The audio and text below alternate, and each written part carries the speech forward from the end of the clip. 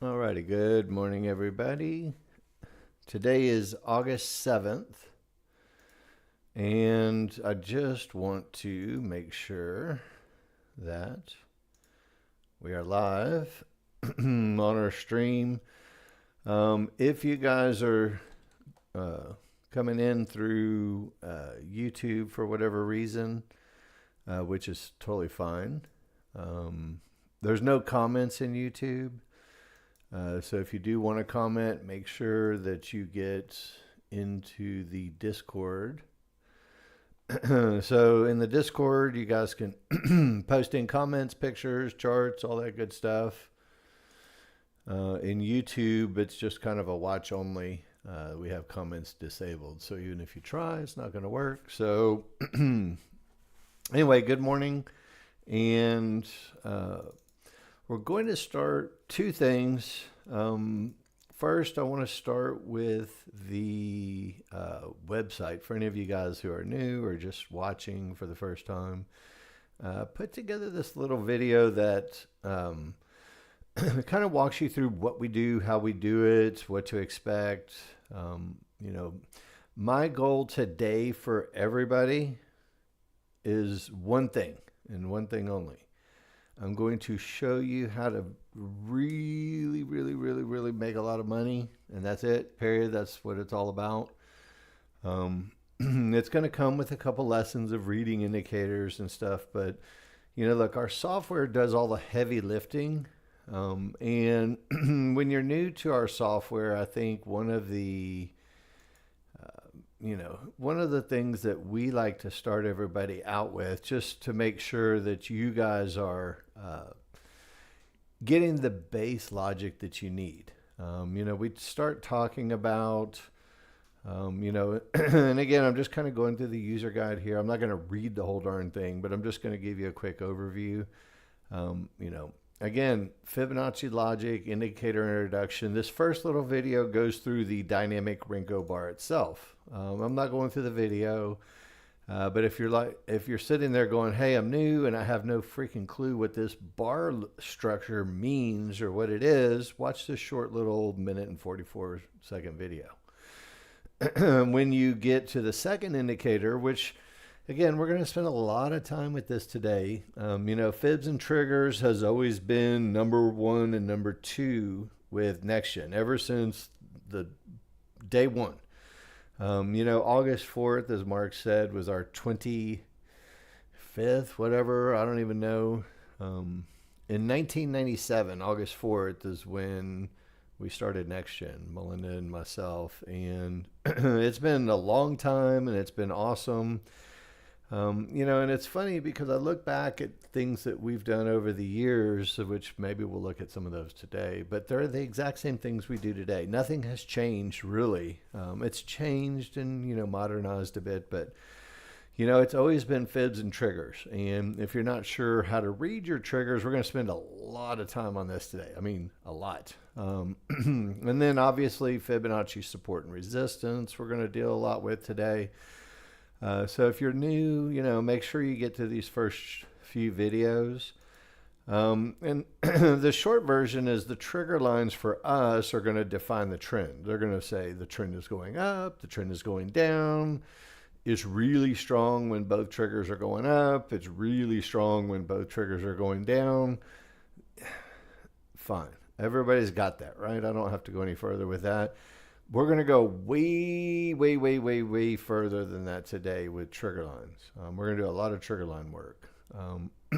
Now, we're also going to spend, not going to spend a lot of time with it because it's pretty obvious once you start seeing it on the chart, and we'll look at some examples, but we're going to spend time with really defining tops and bottoms in the market and when, where, and why you can start thinking about going the other way. And more importantly, how do I get paid when the market goes the other way? And today we're going to do it in the context of the NASDAQ market.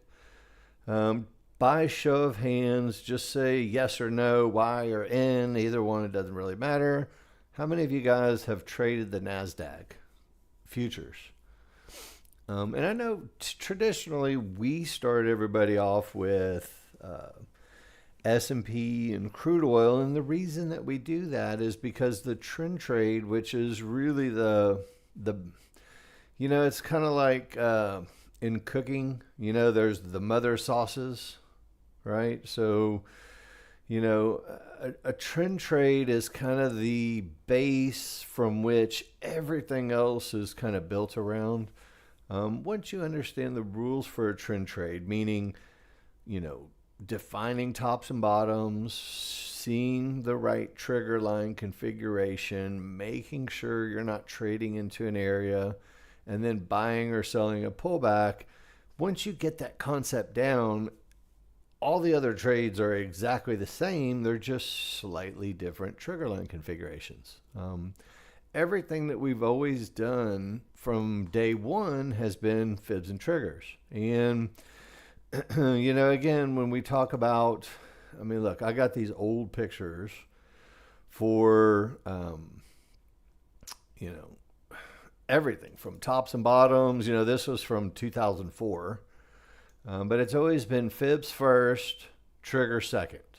Fibs first, trigger second. Once the fibs are hit and the triggers roll, then you can do something. And, again, the other, that was our trade number 2. Trade number 1 was always a trend trade. It was always the market's trending down. It makes a retracement, pulls back to some type of line, and then closes below the triggers. This was our rule way back in the day, which was we don't want to get in when the market's going up too strong. We want to wait until the market starts to lose a little momentum at that trend trade spot. Now, this is a tick chart. So, again, like a 140, 144, 233 tick chart. I forget exactly. Oh, there you go. I don't have to forget. Look, 233 tick chart. Anyway, now that we've gone to this dynamic Renko bar structure, it's not different. It's the same thing. We still are going to be looking for fibs and triggers. And again, whenever we have major fib areas that the triggers don't break, that's all we're looking for, right? That's it. We're just looking for major fib areas where the triggers don't break, and we don't know what's going to happen. You don't know. I have a pretty good guess at the bottom what might happen, but you don't know for sure. And what we're going to do today, if you guys don't mind, is we're going to be NASDAQ specific. Because look, Mark, my brother who runs the room, does a fantastic job of doing the trend trades. And I'm not going to do trend trades today. I will do a little bit of work, but if you guys go into our YouTube live, there's literally hundreds of videos, and it's all about trend trade, trend trade, trend trade, trend trade, trend trade, trend trade. So my job is not to regurgitate the same stuff Mark does. My job is hopefully to give you something a little bit different, not so different that it throws you off the rails for 6 weeks, but different enough that, just gives you a little different perspective / point of view. So I have, believe it or not, over the weekend, I have gone in and prepared a few pictures. And I don't know where I put my pictures. Anyway, I have a whole bunch of pictures. Oh, man, I got to figure out where did I put them. We're in the process of getting some work done on the house. There they are. Anyway, short version, we're in an Airbnb right now. So the internet's been great. Everything's been great. So what I wanted to talk about first, I wanted to talk about the large chart first. And these are the pictures I've prepared for you. And interestingly enough, everything that I'm about to show you, teach you, talk about was all taken, all these pictures. So these pictures were from the last 2 days on the big chart. And these are all the small chart pictures. where we actually do the work, where we actually make the decision to get in or get out. All these pictures are from the last 24 hours of the market running. So I didn't go back over weeks and months to try to find something that kind of fits in with my lesson, because my lesson that I'm going to give you today, you're going to see it. If you're trading the NASDAQ, you're going to see these lessons play out at least 20 times a day, maybe 50 times a day. So again, that's the nice thing about the NASDAQ is you don't have to wait around for a whole bunch of, you don't have to wait for 6 hours for a trade. You just wait 10 minutes and things change. So again, let's just kind of go through these charts together. And, the point of me putting these charts together, I just wanted to kind of highlight the areas that you're going to pay really, really, really close attention to. And you're not going to pay attention on your large chart, believe it or not. You're going to pay attention on your small chart. And I don't want this to be confusing, so I want to keep it in, when we talk about, and I'm just going back to the user guide here real quick. When we talk about Fibonacci tops and bottoms, we had a long lesson. You remember a couple of weeks ago when I ran the class, we talked about areas that might be terminations. So it's kind of a termination area. And then there's also conditions, things like second higher divergences or trigger lines rolling over. So you get kind of this all-encompassing termination conditions, but it could be areas first and then it's conditions potentially later. So again, what we're talking about today, or right now in these pictures that I'm going to be going through, is these different areas on your chart that we have to pay attention to. And again, you don't have to really go too far. I mean, obviously, anytime, I'm just right out of the user guide here. So anytime you're at, 3 big fat red lines of Fibonacci resistance, you look at your triggers and you say, oh, they're down. So that's an area where you'd really start to pay attention to your smaller chart, looking for an opportunity to get in. Also, and again, this is how we use it in the trend trade context. When we use it in a trend trade context, we say if you're going short, you're going to stop going short at the blue fibs. Everybody okay with this? Pretty straightforward. Look, we're going short and we get to a bunch of blue fibs and we say, hey, where are the triggers? They're not below the blue fibs, so we're going to stop going short. Well, on the NASDAQ, you can also start thinking about going long. And look, if you have a relatively weak trigger that's not even touching the blue fibs, why not go long if XYZ? And what I'm going to give you today is the XYZ that you're going to be looking for that will get you all those extra trades that you wish you had on the NASDAQ. And I'm also going to really focus on the things that are going to keep you from getting slaughtered. All right, by second show of hands, how many have traded the NASDAQ and gotten slaughtered? I'm raising my hand because when I first went over to the NASDAQ, I was like, I'm just going to do high probability trend trade rules the way we do them on crude oil and the S&P, and that should be good, right? Well, yes and no. The NASDAQ is kind of like a very angry, vengeful ex-spouse. They can be really nice and there's some great qualities about them, but there's also some mean and evil things. And it takes a while. It takes 6 or 8 weeks for a new user of the NASDAQ who already knows our software to work through these little issues and say, wow, every time that happens, I get my ass kicked. Every time this happens, I get my ass kicked. And what I'm going to do is I'm going to give you all the answers today.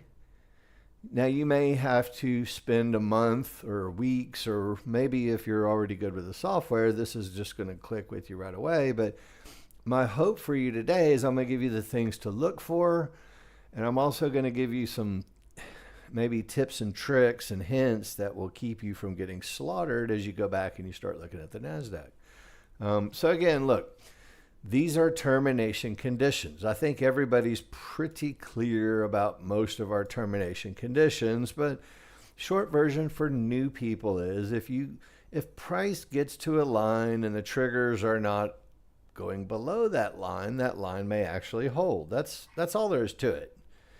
And we call it a pivot stop out because it means there was a pivot here and then the market went right below it and then went back above it. So it's, double bottom. A lot of people are more familiar with that term. But the key to any pivot stop out is the same thing that we look at with all of our fibs. At the time price is down here. Can you guys see where my pointer is down here? At the time price is down here, you say, where are my triggers? And you can see they're clearly way above this line, right? So that means to us that line will probably hold. Anytime the triggers are not going to break that line or don't have any hope of breaking that line, we have to respect that line and say, hey, look, if that line holds, I'm not going short anymore. So what does that mean? Well, if you can't go short, what's the other alternative? Go long. Now, you can't go long based on this, but what we're going to do is we're going to focus in on this little spot right here on our smaller charts, and I'm going to show you how to get long. Cool?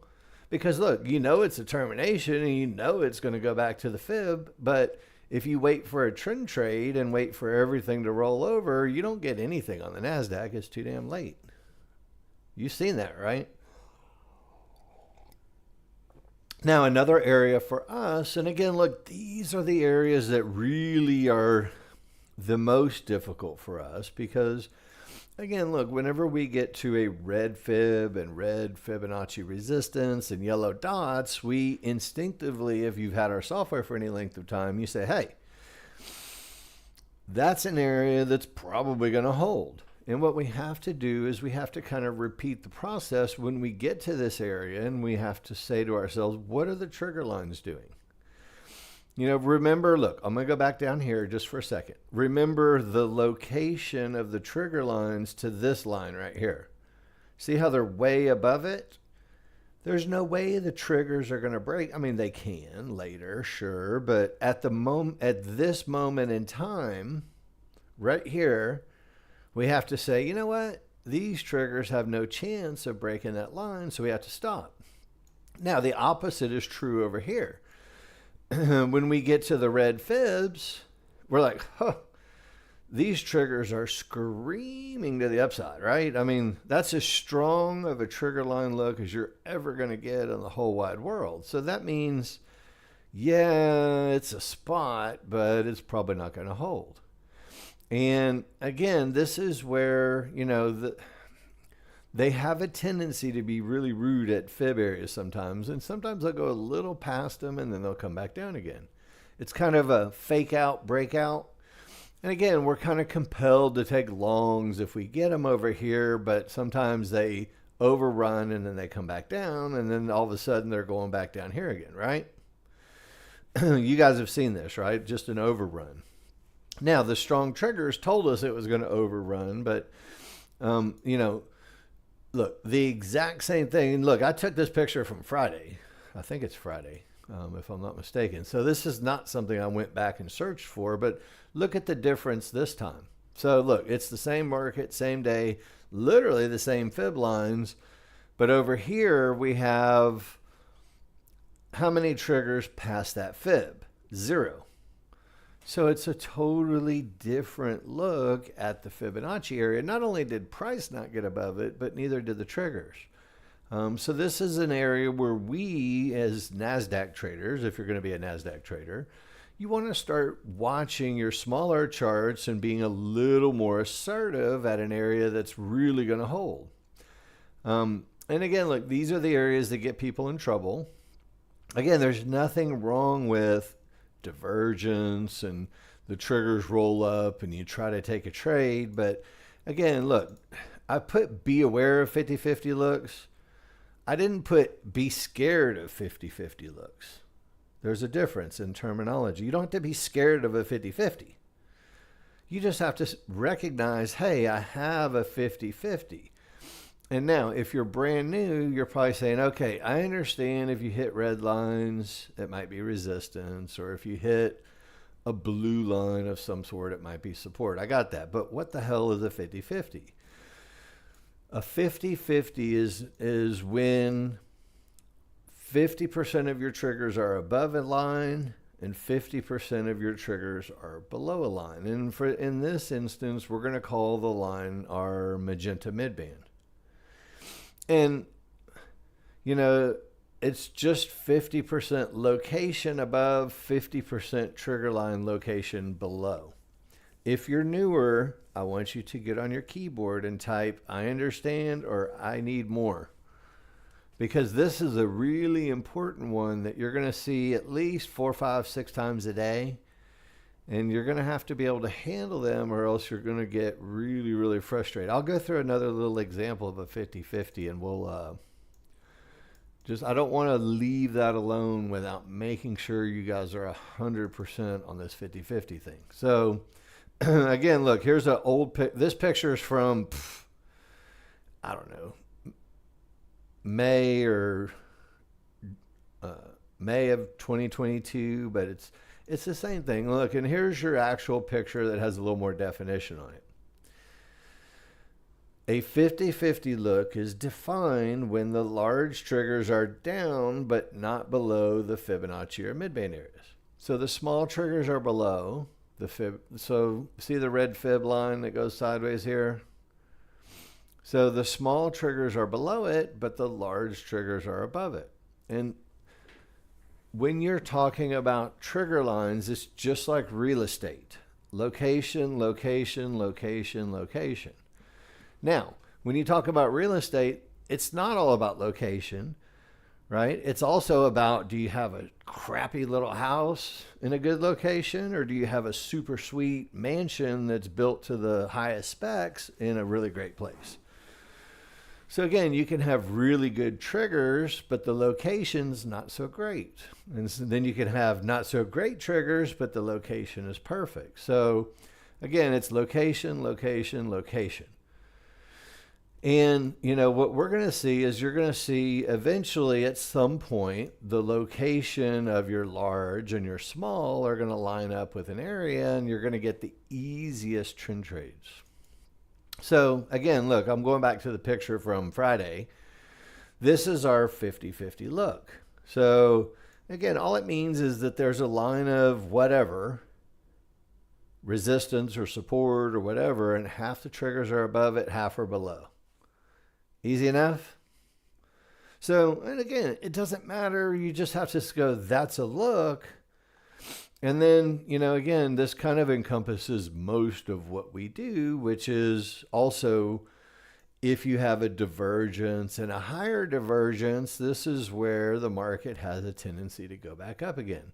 It's kind of like a failure. And again, we're going to pay attention to the areas after a failure, after a top, after a fib, after a pivot stop out, because those are the areas that end up making money. So again, I've got a couple more pictures, and we won't beat this up too bad. But again, you know, there's a couple of things that we look for all the time with our charts, which is if the triggers are going down, but they get inside of each other. And if you don't know what that means, just the location of the faster triggers is inside the slower triggers.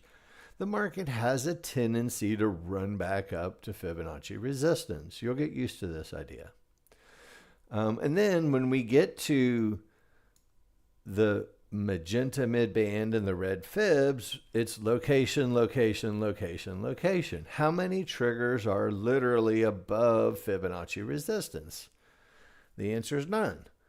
So this is an area that you say, well, you know what? It may hold. I don't know. Maybe it will, maybe it won't. But it's an area that may hold, and you don't need anything more than that. what the work that we're going to do on the smaller charts is going to tell you when you can get in, okay? But if you have an area that may hold, then you're going to pay more attention to that area and what happens on your smaller charts, which we're going to get to in a minute. So don't wait. But again, the idea is, if the triggers get weak and the small triggers get inside, this is where when the small chart gives out, we make a bigger retracement on the bigger chart. So the 13-2 chart, if you're trading S&P or crude oil, all right. So look, we're going to go through, you don't even have to get too much, again, this is the same concept that we just talked about. Divergence, and then a higher divergence. And then after that second higher divergence, we're going to start thinking about long trades until we get to red fibs. And when we get to red fibs, we're going to say, how many are above and how many are below? Same thing, 50-50, or everything's already there. And again, I'm not going to beat this up too terribly bad, but you guys can go back and review this. By the way, I'm going to give you all these pictures. So you're going to have a hard copy of all these pictures. I'll give them to you in a minute when I'm done going through, okay? So that way you can take the pictures, you can go study them yourself. You can bring them to class tomorrow, ask questions, right? So you guys will have a copy of not only this, but you'll also have a copy of this video because we're recording it for YouTube. Anyway, I just wanted to point out areas that are of significant importance to us, right? So whenever you have yellow or magenta dots on your NASDAQ, those are called one-to-ones. And again, that's just a Fibonacci line. Any line that goes straight across the chart horizontally is a Fibonacci-based line. Easy enough, whether it's divergence line, blue line, cyan line, yellow dots, pink dots. It doesn't really matter if it goes sideways, left to right, horizontally. It's a Fibonacci-based line, and that's all you need to know. And more importantly, all you need to know is if we reach one-to-ones at a fib, we ask one simple question, and it's in the user guide, and I want to make sure you guys understand this one question. And just say it every time. And again, look, I'm going to go back to the termination page, and I'm going to show you the picture, and you're going to see the question. What is the question? Check your trigger lines. If they're not below the support, no more trend trades. So that's it. Where are my triggers when I get to a line? So when we get to these multiple lines, including one-to-ones, you ask yourself the question. How many triggers are below? And if the answer is 0, again, you can start watching your smaller chart on the NASDAQ because, again, we want to take advantage of knowing these areas as quickly as possible without inflicting any damage like we're trying to go long at every line. Okay, we're not trying to go long at every line. But there are specific areas that have higher holdability, higher affinity for holding the market. And again, look, I have on this same picture, and these are all from Friday, by the way. Go back and look at them, Friday or Thursday. There's nothing earlier on any of these pictures than Friday or Thursday. This is a strong trigger into a one-to-one. Remember, we kind of dealt with that earlier, where we said if the triggers are really strong and start to get below it, we may break it. And, look, eventually we turned a blue, which if you were short, you might get out there. That's fine. But it's blue and it's the pink dots, and it's exactly like these blue and pink dots. Literally, exactly. The difference is the triggers. See how the smalls are inside the large? That's a much higher chance with a weaker trigger that we're going to go up from dots and blue lines. And when we get to these dots and blue lines over here, we have to ask ourselves the question, where are the triggers and how strong are the triggers? And they're freaking strong as they get. So it may break. And what it turns into eventually is red lines with pink dots. And not only red lines with pink dots, but red lines with pink dots and triggers that look like this. So again, this is a very specific area that we want to target for going short. And again, if we get to a fib, if the triggers are strong, don't start thinking about going the other way. That's financial suicide. You don't want to do it. Everybody okay with this? So, and again, I won't beat this up too much, but you'll see the same thing. Oops, I did that picture. You'll see this same thing over and over and over. Now, you're going to ask the question, well, damn it, John, which areas are going to hold? Right? Yeah, okay, I got it. Some lines may hold, but which ones? And again, we're going to start talking about small trigger location versus the large triggers when we're reading our larger chart. So again, we don't know which fib will hold. I mean, again, sometimes you get 3 or 4 fibs in a row. It just depends on the day and what the fibs do. The fibs do whatever the hell the fibs want to do, right? They're dynamically generated from the market, so we don't have any control over where they plot. We just have to read the indicator. So again, if we get to a fib, we have to read our indicators, and if we get to a fib, we read our indicators, and you don't know what's going to happen. But eventually, when the smalls do roll up and the small triggers are located above the large, we know this fib is probably good for a pretty good bounce. And same thing true in reverse. You know, there's 2 fibs here on this chart. And I love this picture because this one's awesome. So we have 2 fibs here. You see the red fib that sticks out to the right? So there's a red fib and a magenta midband here. And there's a blue fib here. Now, technically, they both could hold because the triggers are in between both of them. And a lot of times you'll see the market get choppy in an area where both can hold. But you have to have a tiebreaker. And again, the tiebreaker for us, and you guys are about to really, really see it when we get to the smaller chart work, location of the small triggers versus the large is usually the answer. So if you have the smalls below the large, you can anticipate this area is probably going to hold first because the small triggers being strong up or down are going to have a lot of weight, especially when the large are not above the lines. So, but you don't want to really go, you know, whatever you did, it doesn't matter. It's just, this is the first time the smalls are above the large. This is the first time the smalls are below the large. And then the smalls are physically above the large. And then the smalls are below the large. Everybody okay with that? So we're about to spend a lot of time talking about location of the triggers themselves, small versus the large. Where are they located? And again, I don't think we need any more large chart work, do we? You know, again, we can talk about it, but again, this is the same type of thing where, you know, we get fibs and dots and then we say, okay, it might hold, but we can't really do anything because until the small triggers get above the large, or at least bare bones minimum roll up.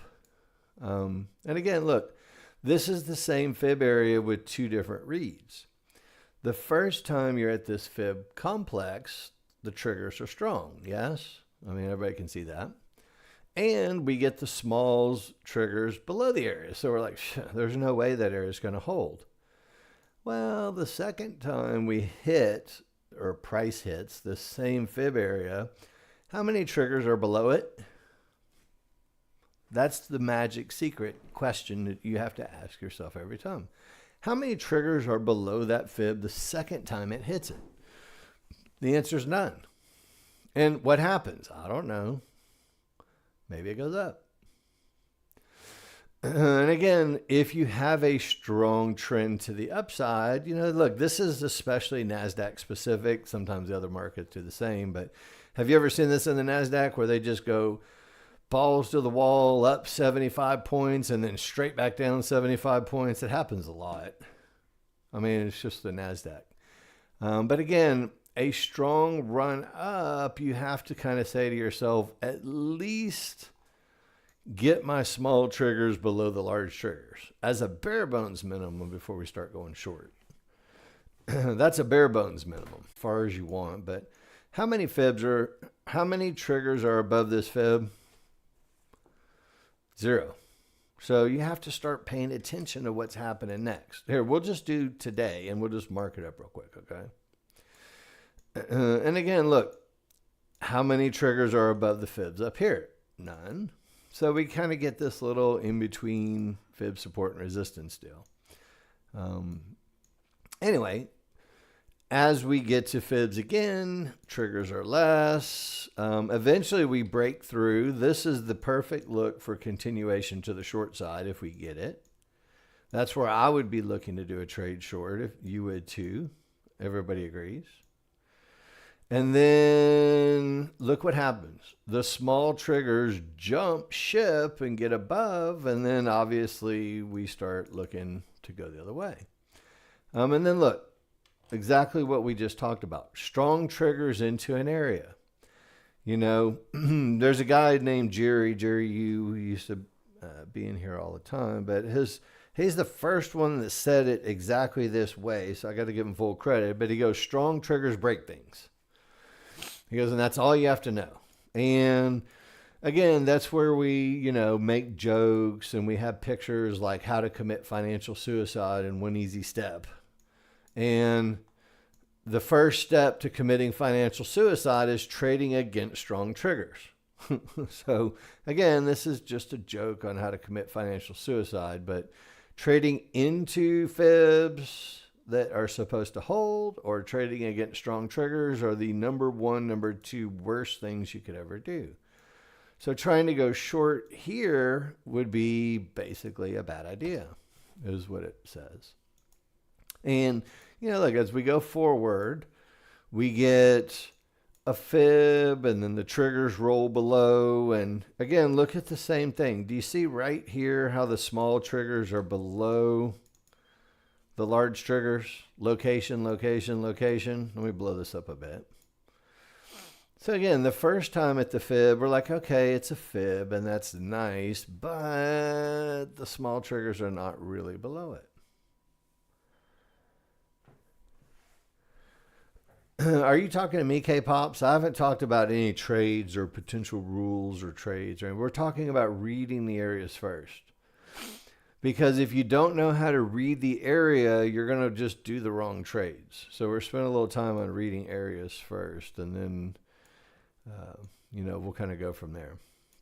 So anyway, there's some key areas on your charts, which, again, just to kind of squeeze them up, they're obvious after the fact. Okay, here's another one right up here at the top, which, again, it's obvious after the fact that I'm putting out an area that could hold, right? So, again, this is the difference. We're just talking about areas that can hold first, okay?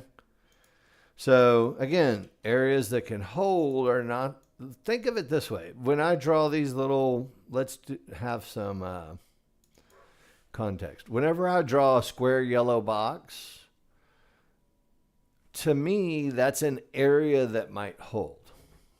Okay? It's an area that might hold. Circles kind of represent, pullbacks with strong triggers going this way. So again, you have to differentiate between areas that might hold and strong triggers. Was it a circle? Let me see what I do. Yeah, all right. So there you go. You got me.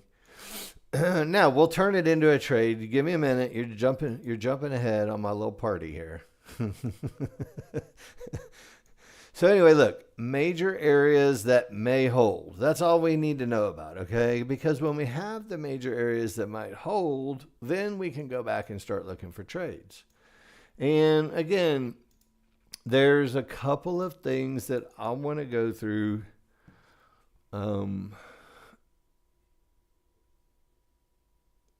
Trend trade wise. So again, look, I'm going to go back real quick because I don't want to stray away for the new people that the most important thing that you have to get down first before anything else is you damn well better get trigger line reading first, because that's half the battle right there. Once you get your trigger line reading, the second thing is making sure you're good at seeing the tops and bottoms and what caused them. And again, you're not going to get great at this. Way back in the day, I used to run replay at, like 200 times speed. And I wasn't trying to trade. I would just look at the chart and go, it's going to be a top, going to be a bottom, going to be a top, going to be a bottom. That should hold. That should hold. That should break. That should hold. That should break. And I just literally did that for hours because I would see 10,000 repetitions of the same thing. And anyway, long story short, the more you see it, the more you're going to get comfortable with which areas are going to hold. And again, look, I don't want to beat this up too bad, but for new people, you've got to get this trend trade portion of it right first. Because look, this every trade is the same thing. It's fibs and triggers say I can go. Fibs and triggers say I can go. Fibs and triggers say I should stop. So it's just different configurations of fibs and triggers on whether you're doing a trend trade, a momentum trade, or a high volume area trade, or just any old trade that you want to do. Okay? So it's just different configurations of fibs and triggers. Now, not right now, PFI. But save that thought for later and remind me and we'll go over it, okay? I have a lot of stuff I want to cover, so I just want to make sure that I actually get them covered.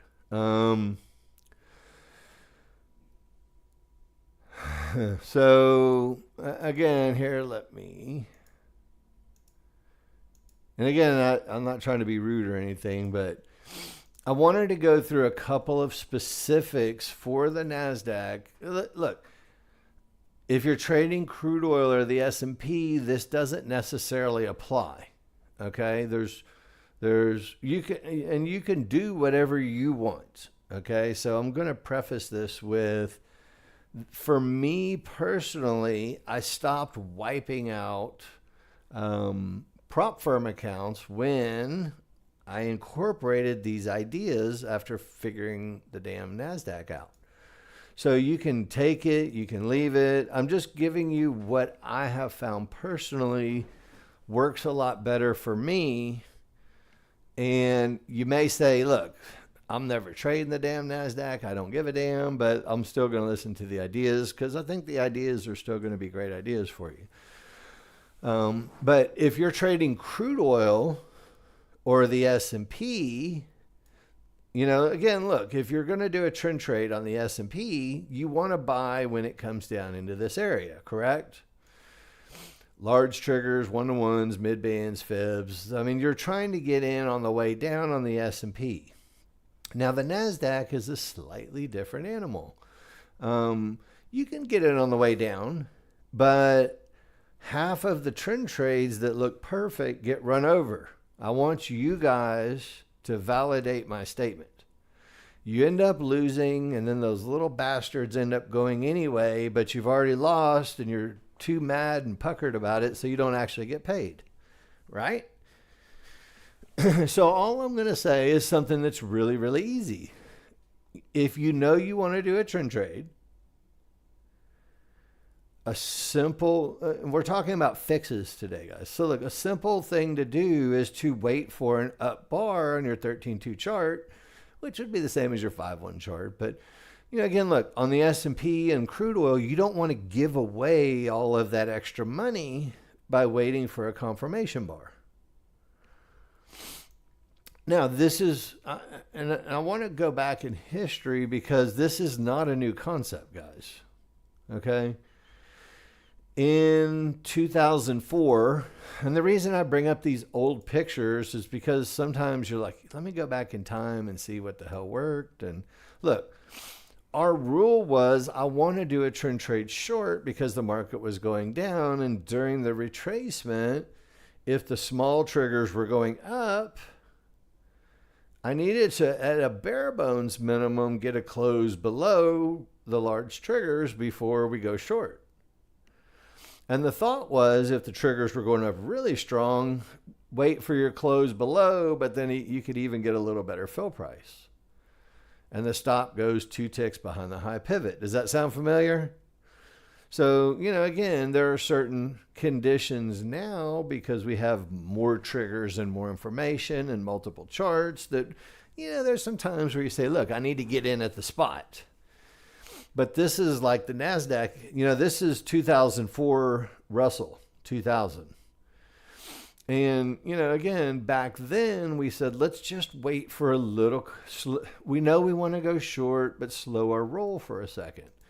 And that's what I'm telling you you're missing in the NASDAQ is I want to go long, but slow my roll until we start getting an up bar.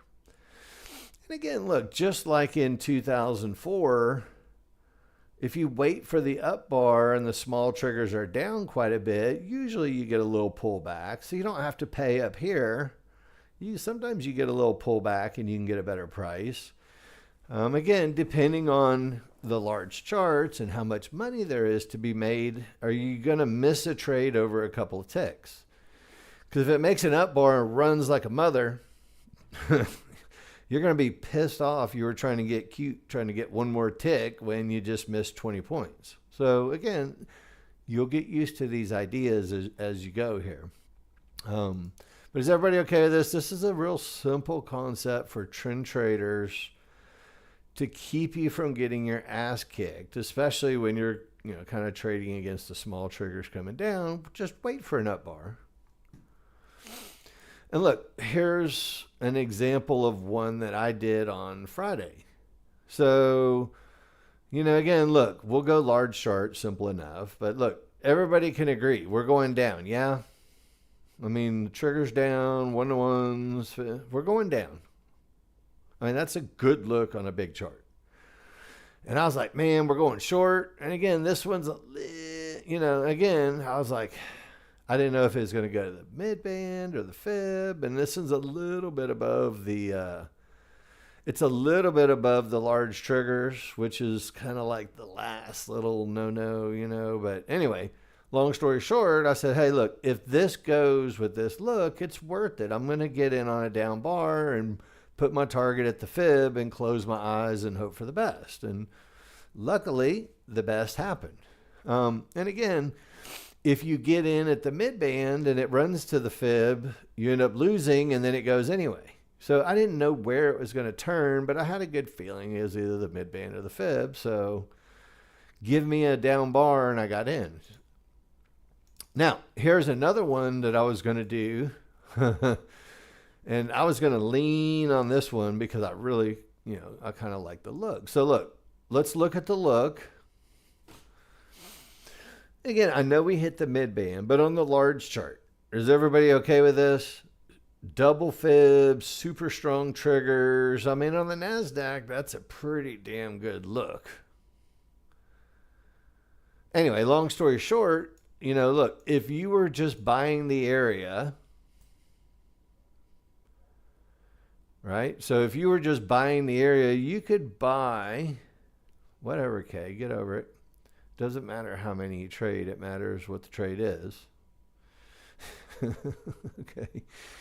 You'll grow into the, anyway, I'll leave that alone. So look, under normal circumstances, people would already be long.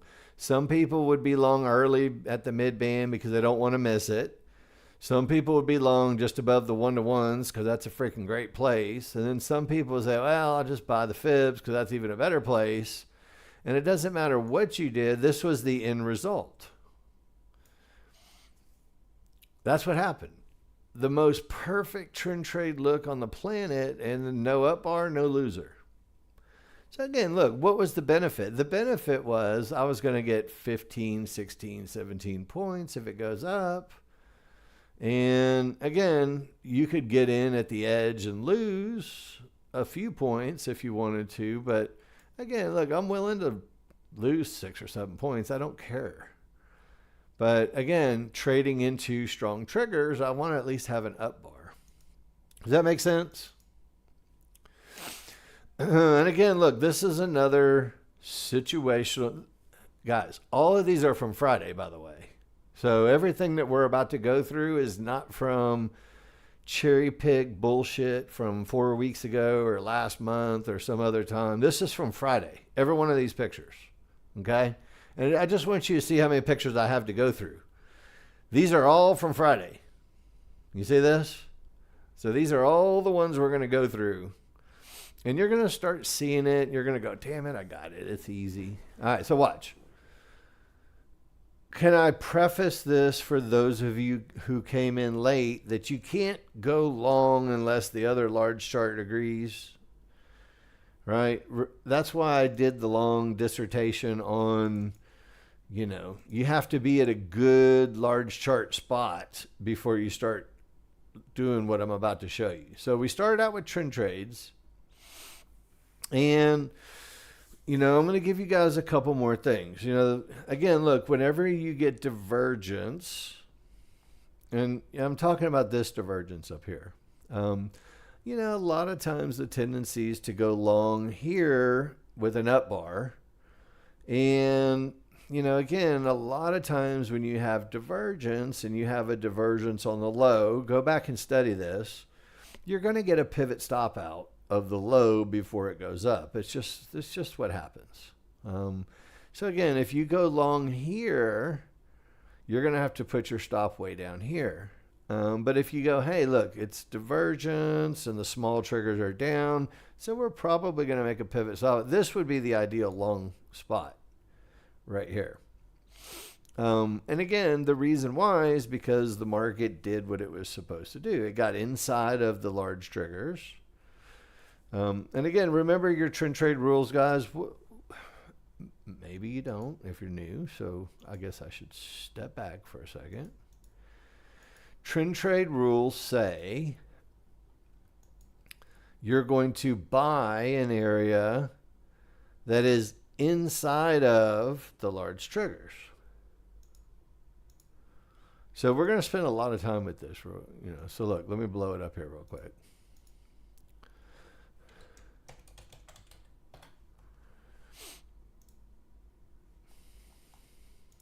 All right, so is everybody okay with this? Look, the idea for a trend trade is that the fib something, divergence line, fib line, mid-band, 1-to-1, it's inside of your large triggers. So again, when you look at this mid-band, is it inside of the large triggers? No. The only line that's inside of the large triggers is this line. So again, if this line inside the large triggers holds, we're going to go long. Now, this, as we go forward on this chart, again, you're going to also get there's two situations. There's a I should wait for an up bar, and then there's the I shouldn't wait for an up bar, which drives new traders crazy because they're like, well, what the hell should I do? So again, when you get to an area that you want to buy, if the small triggers are still going up, you can just go ahead and buy that spot. You don't have to wait for an up bar. This is kind of the exception to that thought process. Do you guys see it? If the small triggers are still going up, then you can just go ahead and buy your trend trade spot. Now, if you wait for an up bar, it's not going to kill you, but again, you're kind of giving away money to wait for confirmation that you don't really need. But let's just say you did it anyway, you could still make money. So realistically, you should be long from here. I'm going to build. I'm going to build some more thought processes for you. Let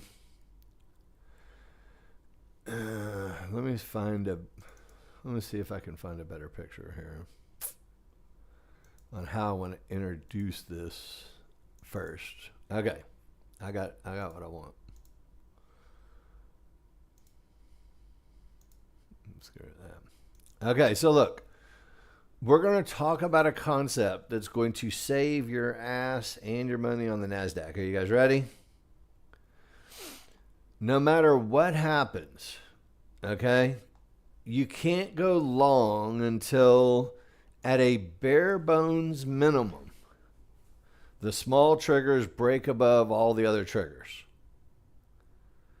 That's the first, literally, let's say you're like, have you ever seen when they ever have on TV those dogs that are like angry and barking and they're on the rope and they're on the chain and they're ready to go and then they finally let go of the rope and say, go get them?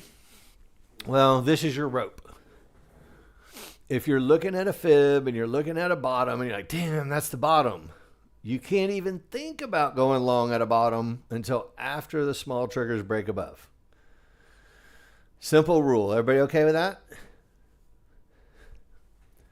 Same thing is if you saw a top or for whatever reason, if the small triggers get below the large, you can start thinking about your first shorts if you had a really good top, or God forbid, you're not going long anymore. So small triggers initiates a trend change. But it doesn't initiate a trend change willy-nilly in the middle of freaking nowhere. Where does it initiate a change? Remember, I just painstakingly went through these stupid things, these pictures, these charts. All the big fib areas on your big charts that are supposed to hold. Okay, it doesn't matter what it is, but again, when you get to the edge of fibs with weak triggers or one-to-ones with fibs or pivot stop outs, or remember we called them, for new people, we called them, and you can go back and study these again, we call them termination conditions on the larger chart. Areas that may hold the market. So I want to give you guys a thought, and you're going, oh shit, I see it coming now. You get to an area that may reverse the market with all your smarts, you know what's going to happen, right? And then now you're like that crazy day trader ready to go. What are you going to do? What are you waiting for? So you get to that good area, and I've just given you the answer. The minimum thing that you have to wait for is the small triggers to be above or below the other triggers. That's what's going to set you free. So, again, if you get a bottom and you get the triggers above, you can start thinking about, where's my long trade? And why are these coming out small? Again, look, here's a bigger version. This is all from Friday, by the way. It's not, I didn't make this up over weeks and weeks and weeks. So again, you'll start seeing it. Small triggers break down below all the other triggers, and then we end up with a trend trade short, right? Small triggers below, another trend trade short.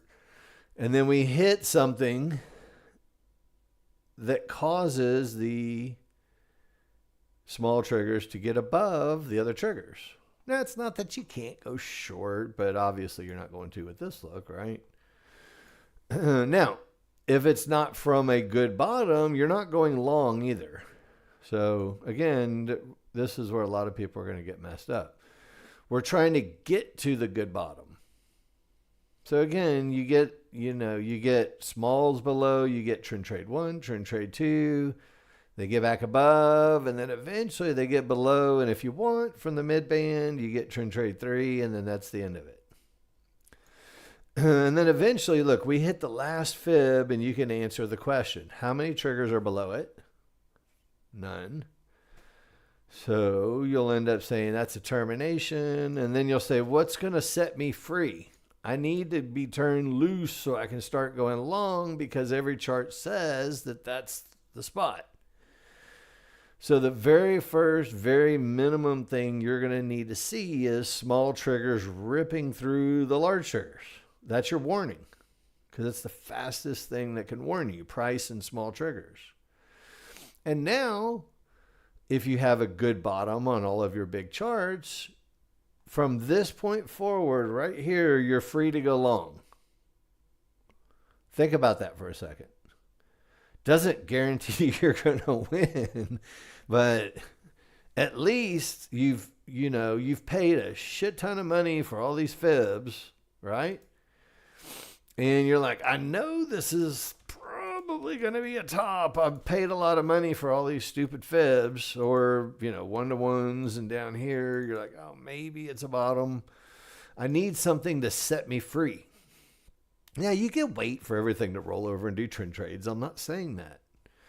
Okay, and I beg you guys to make sure that you still do your trend trades. Again, I think you'll find better success, a better winning ratio by waiting for an up bar. It makes it easy, okay? Now, there's a lot of times where you may say, I'll pay the price and get in at the spot anyway. And once you get that good to make that determination, then, our work is done. So in the beginning, if you're trading the NASDAQ and you get to a trend trade spot, just wait for an up bar. You might still lose, but you'll be okay. And the second thing is, if you get to a top or bottom, at least wait for the small triggers to break above. Fair enough? Watch. You guys want to go through more? So this was my trend trade short I did. I waited for a down bar. That's just kind of an example of that thought process. You're going to pay a lot more, and that's okay, as long as the market goes to where it's supposed to go. Again, we went through this, I wanted to do a trend trade. If you guys were looking at these two charts, would you agree? I mean, you want to do a trend trade. And just the simple fact that there wasn't enough buyers to make an up bar saved us from going long. Saved me. All right. Now, there's another thing in the NASDAQ, which, again, this was the end of the day. So it's kind of the end of the day on Friday. But if you have divergence and then you're going to be going long, you don't really want to go long directly into resistance, do you? I mean, you could buy an up bar into resistance with the down triggers, but it's probably not going to work out real well for you. So again, whenever you're trading back into the bottom of triggers and fibs and pivot stop outs and all that, you don't have a really, you can do it, but I have found when you're trading the NASDAQ, if you have that second lower divergence, especially with strong small triggers, going long just doesn't work anymore. There is an exception to this, of course, so I will show you the exception too, and you guys can have all these pictures. But look, we have a second divergence, but, again, the location of the small triggers is so far outside and below everything that I think it's still worth doing a trend trade short. And again, whenever you have on the NASDAQ, you'll find this to be true. One-to-ones, dots that help you with your trade. Still wait for a down bar for entry. But you can see, look, if there's nothing in the way and there's a lot of room to fibs, it makes it like 80% of the time. So, look, the NASDAQ can get mean, but if you're on the right side of everything and your small triggers are below your large, usually it ends up working out real well. All right, let's go through a couple more of these and then we'll look at today and we'll see if we can figure things out. Remember my picture from 2004? I want to show it to you one more time. Again, it's really hard. Look, when you have like 20 something years of experience looking at our charts, you see things so quickly. But in 2004, this was part of our rules for our trading plan. It said if you hit a fib and you have divergence, which now is a negative number, right? You guys know that. Wait for the small triggers to roll over and then sell a pullback to them. Everybody okay with that? I mean, it's still the same trade today. Nothing has changed. But again, when you see it on our charts today, you're going to see, on the large chart, we already talked about this on the large chart where the small triggers have to at least roll over on the large chart. And again, that's what the large trigger on the small chart is the small trigger on the large chart. So anyway, long story short, after a strong run up to fibs, you're going to want to wait for at least the first pullback to the large triggers. Because then if you get a down bar, you can get your first trade. Now, if you haven't figured it out by now, when you're watching the NASDAQ, 1-to-1s tend to be nice little profit targets for target number one. So if you go short, and you run into 1-to-1s, that's fine. Here's the way I've been doing it lately, and I think it works out really well. If I hit a 1-to-1, I move my stop to a reversal bar. An up or down bar, I'll get the hell out. It seems to work out the best. And so if you're in and you take some money and you're thinking about going all the way to the fibs, if you get an up bar from a 1-to-1, it almost always goes higher, and then you can take a second trade. Rarely does it not go higher from a 1-to-1. And then you can always do another trade, but you never know how far it's going to go. Does that make sense? So if you get to a 1-to-1 and you take a profit, usually protecting yourself is a good idea. You don't have to do anything, but for me, this seems to work out pretty well. Take some money, and then if you lose momentum, get out. You end up with another trend trade later. Everybody okay with this? All right, let's go. Again, watch what happens. And I want to just kind of beat up this, where is my small trigger idea? Okay, so look, this is a really good look for a potential bottom for us. Right? And a lot of times you see this at good fib tops and bottoms where, look, the only thing I'm illustrating here is that you're waiting for the small triggers to get above the large triggers to turn you loose and let you start going long after a good bottom. I want to make sure that those words make sense to people, because people are going to start doing crazy trades for the next week because, number one, if you don't have a good top or bottom, you can't use the first trigger line breakout. So everybody say that out loud to yourself. Make yourself a note if you're writing down notes. If you have a good potential top or bottom, you can use this small trigger line breakout thing on the NASDAQ. If you do not have a significantly powerful, very high expectation top or bottom area, you will get your ass slaughtered trying to wait for the small trigger to break out. You still have to wait for a pullback in a trade, but anyway, everybody okay with that? Just say, look, if you don't have a good fib bottom on your large charts or a good fib top on your large charts, you can't use this. But waiting for that breakout will save you. And, again, a lot of times you'll get to a fib area and they'll consolidate around for a little bit, and then eventually they break out and keep going. So, if the strength to the downside continues and the small triggers get below, then you end up with, your momentum style trades. Anyway, we won't go too far into that. But anyway, look, it should be pretty obvious that the small triggers down, below the large triggers down, below the red fibs down, below the large other triggers down, you're going to end up with nothing in the way. And that's how, you get a good momentum trade. And you were thinking over here, I'm waiting to go long. I'm just waiting for it to break out.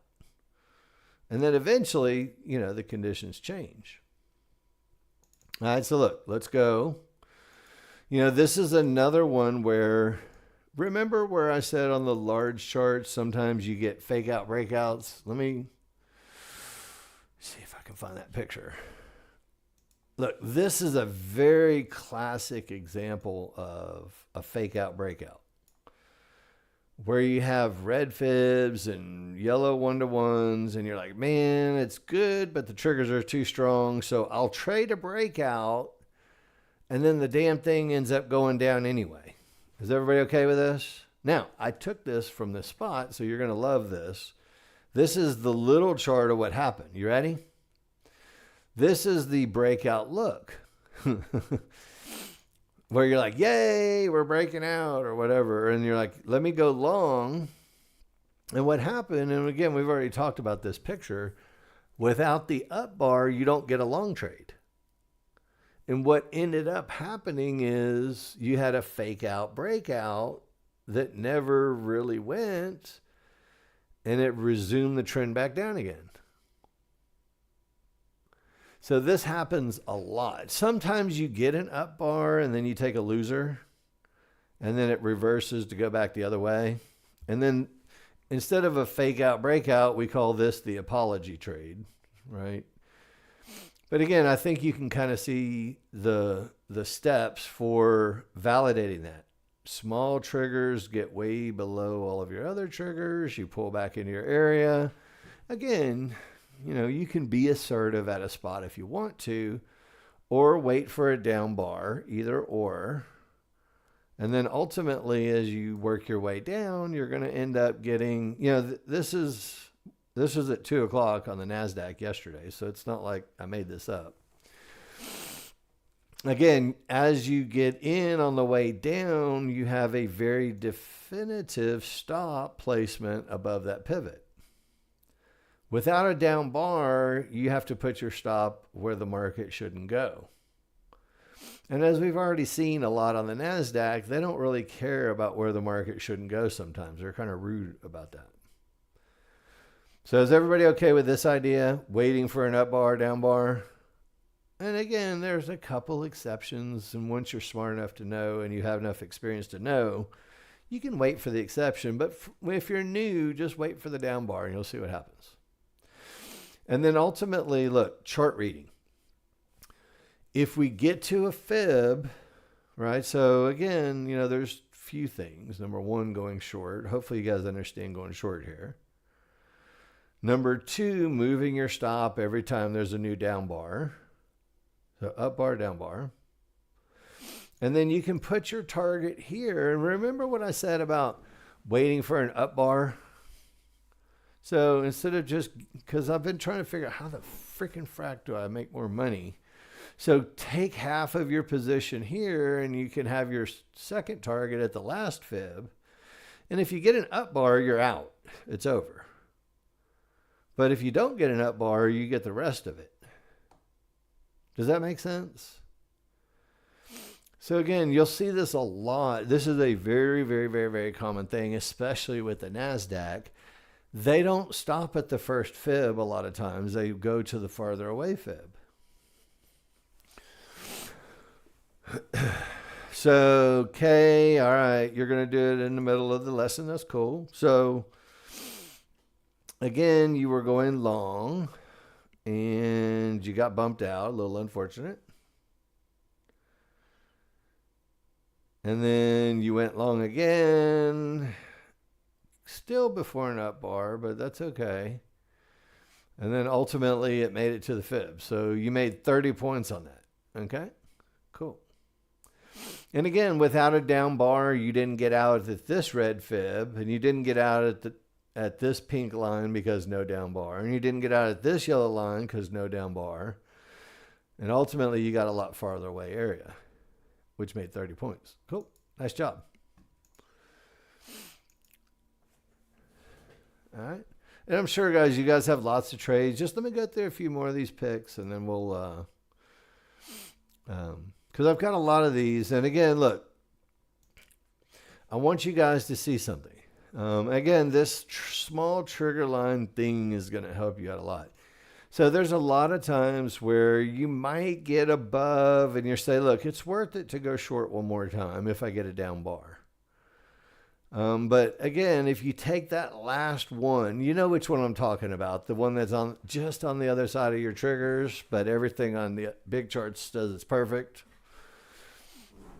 And you say, I got to do it anyway. So again, if you do it, that's cool. This is where I always got my ass kicked.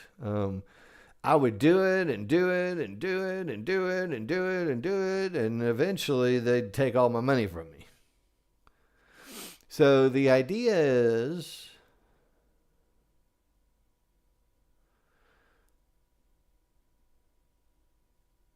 Abdulaziz, every trade you take should be what? Fibs. So you need an area and triggers before you take a trade, right? So, and again, if you're at a top or bottom, the idea is to wait for a trigger to roll over, a larger trigger. So none of the rules have changed, guys. I'm just telling you how to read your small triggers versus your other large triggers.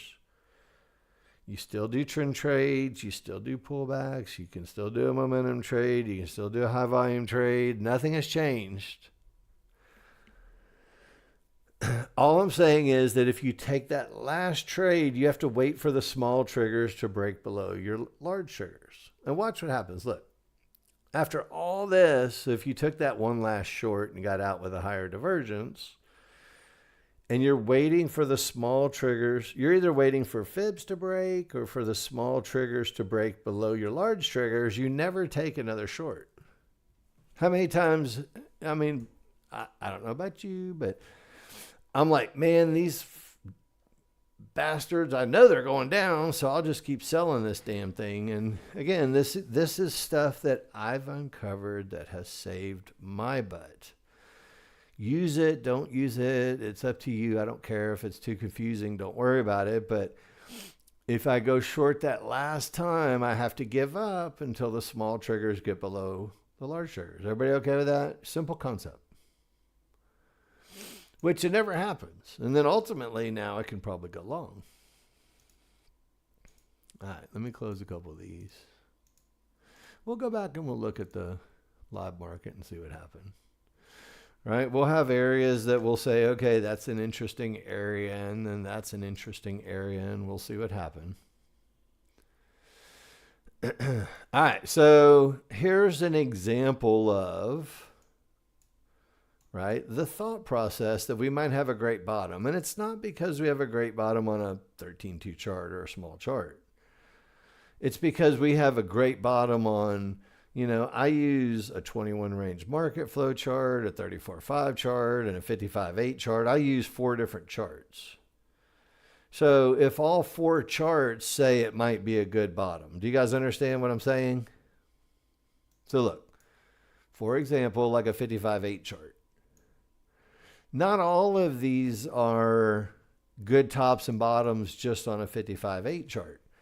But this one is significant to me because the 55-8 chart really agrees with it. This one down here is extra significant to me because the 55-8 agrees with it.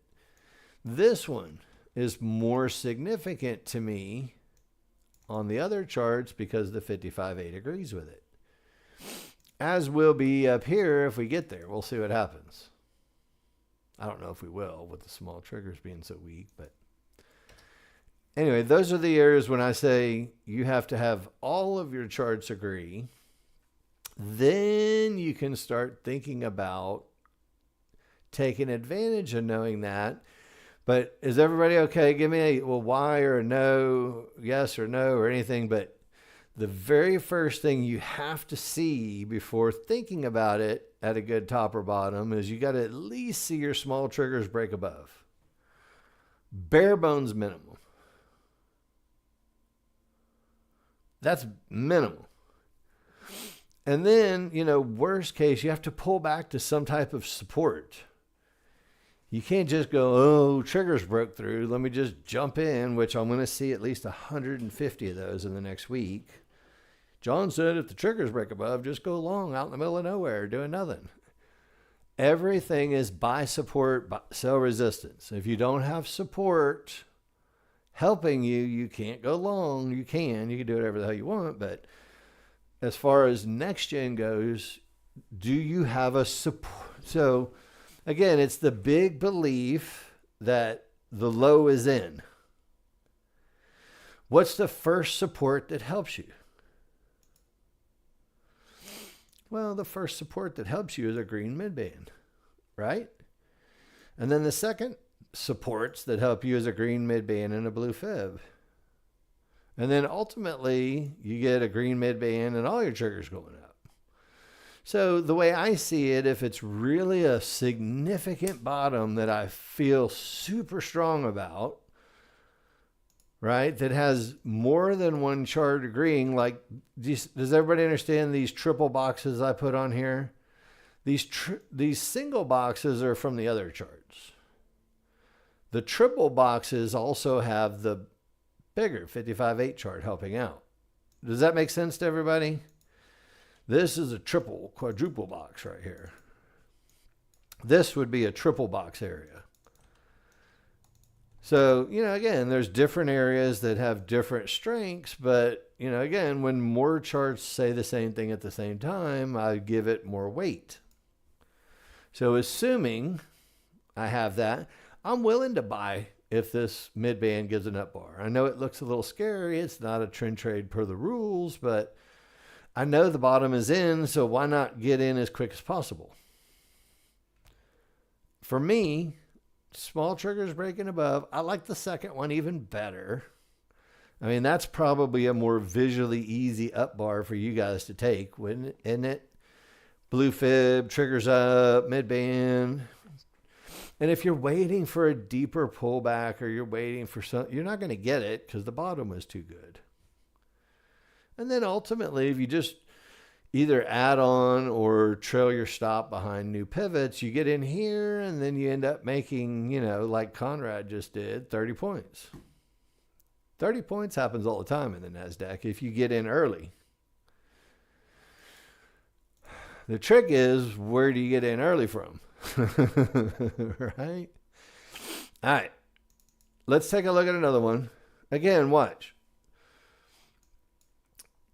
Going in with the anticipation that the bottom is in because of multiple charts. If I say buy the bottom, I swear to God, my brother would fall down and have an epileptic seizure on the ground and go, "Don't you tell people to buy the bottom?" Because people go crazy doing it. But look, simple rules. You ready? I love my brother, and he's very conservative, but he will not let anybody trade at the edges because there's no way to do it because they get scared. All right. First things first. Have a bottom. And then if the small triggers get above and you get a retest of the bottom, why not get in at the bottom? What's wrong with that? I mean, look, the worst that can happen, guys, ever, is you're going to lose from the fill price to the bottom of the bar. If you guys are unwilling to lose 7 NASDAQ points, don't trade NASDAQ. That's your favorite? All right. And again, look, you don't get a lot of opportunities to buy or sell at the top. It just doesn't happen a lot.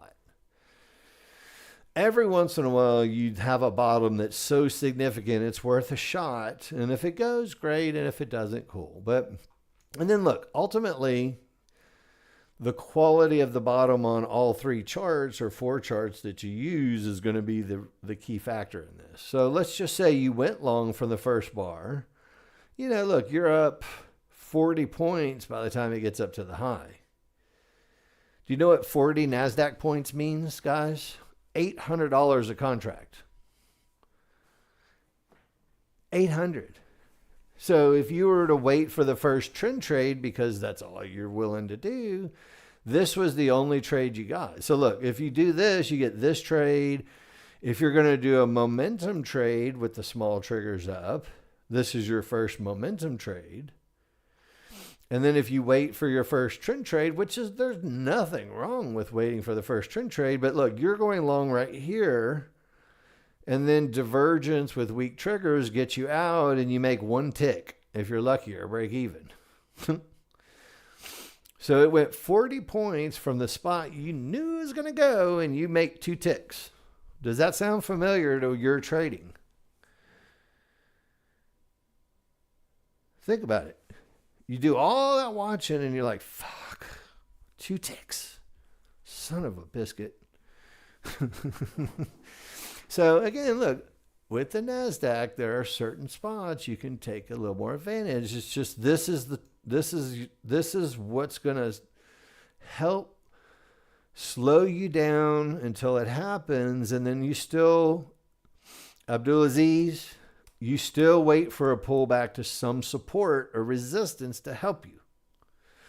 You can't just do it willy-nilly out in the middle of nowhere. You still have to have support or resistance.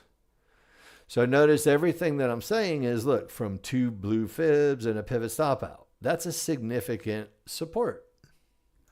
Now, you're trading into stuff. It's going to be tough, and there's things to get through. But again, you can always, look, if you start getting to fibs, you can pull your stop up to where you're virtually risking nothing. And if they don't break them, you don't lose. You have all the opportunity to buy the bottom and not much risk once they go up 6 or 7 points. You don't have to really risk a whole lot. Anyway, food for thought. And then look what happens. Again, we get this stupid, divergence inside of weak triggers, and then a second divergence, and the small triggers get below. So what does that mean for us? Again, the temptation is like those little bastards. They're trying to trick me, so I'm going to keep going long every time I get an up bar. Right? You can't keep going long every time you get an up bar. You have to reset and let those triggers get back above again. All right, let's watch. Again, this is a very common top that you'll see in the NASDAQ. And, again, it's a very common move that you'll see in the NASDAQ too. Look, you get a top on all your charts. 24 to 28 ticks is about what you're going to end up having to mess around with. 24 is a good starting spot. If you get a tick or two slippage, with the reversal bar, you might have to risk a couple extra ticks. So you might end up risking 30 or 27. Just kind of depends on the fill. But look, does everybody understand this? Again, you're at a top that is going to hold. So the very first thing you're like, give me some type of triggers that get me, to the downside. And again, after a strong run up, it's advisable to wait for at least pull back to the small triggers. And then you get a down bar. I know this seems like, damn it, he's bringing up that stupid picture again. But I'm going to do it anyway. You ready? From 2004. I know, the old stupid 2004 picture. It's the same exact thing. You get to a fib after a strong run up, at least wait for the small triggers to roll over before going short. So when you see it, this is in 2004, but when you see it today, it looks like this. We get a top, and then your small triggers on the larger chart roll over, which is your large triggers on the smaller chart. That's how they kind of work. So that's your minimum pullback, and then it's time to start going short. And again, if you stay short in the NASDAQ and you got a lot of momentum, you don't always get the first fib. A lot of times you make it to the second fib. So just think, first fib, and if it loses momentum, I'm out. And if not, I might get the second fib. You're going to make some big ass winning NASDAQ trades. And you're going to be like, damn, I'm not taking $100 and getting out. I'm taking $400, $600, $700. It only takes 1 or 2 of those a day to make your day, guys. All right, you ready? More pictures real quick. Again, look, this is a good example of a good bottom. So we get the bottom. And then, again, it scares some people because they're like, damn it, there's a line in my way. But again, little lines in the way after a good bottom usually don't hold.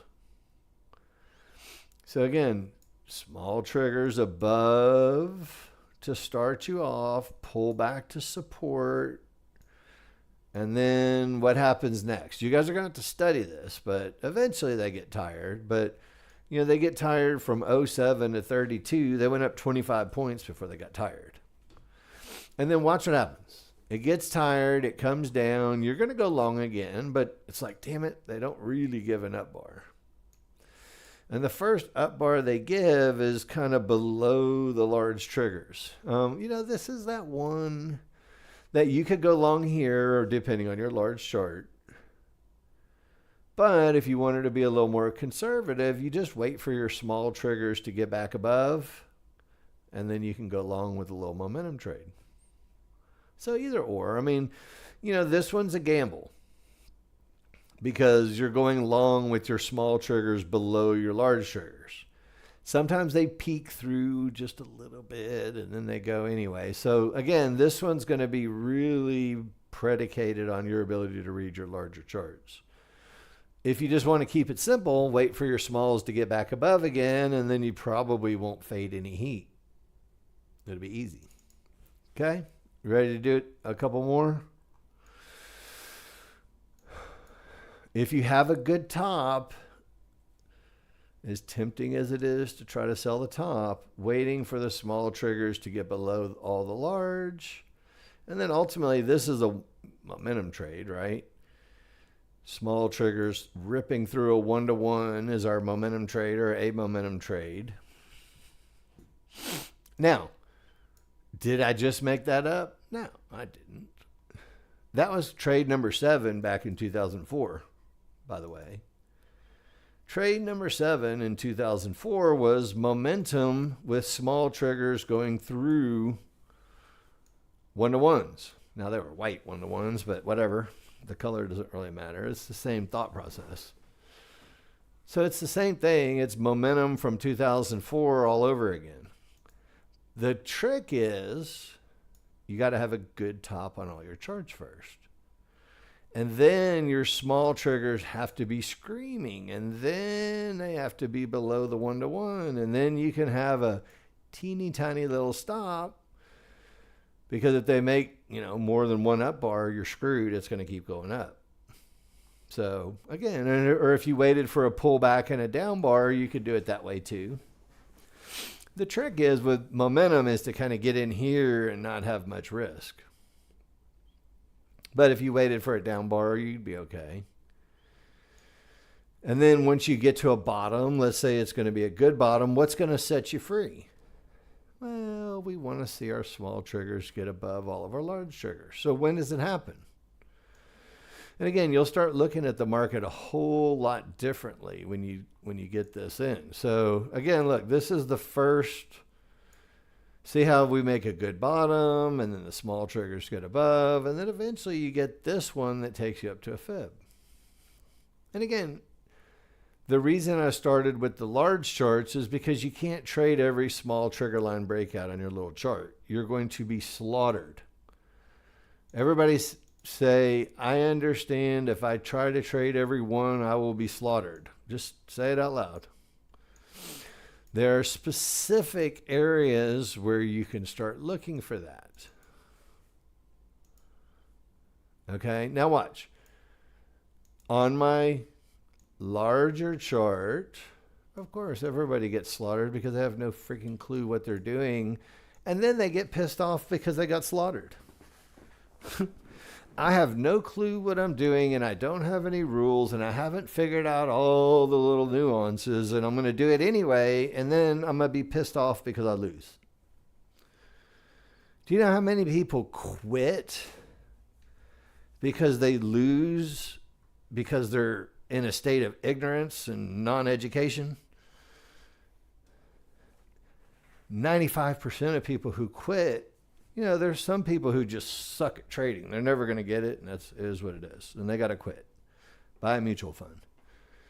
But everybody can do it, but you have to be patient enough to figure out what you're doing wrong and how to fix it. And if you're not willing to commit 3 months or 6 months to your own personal enrichment, you're screwed. Walmart needs greeters and the world needs bartenders. That's okay. There's nothing wrong with that.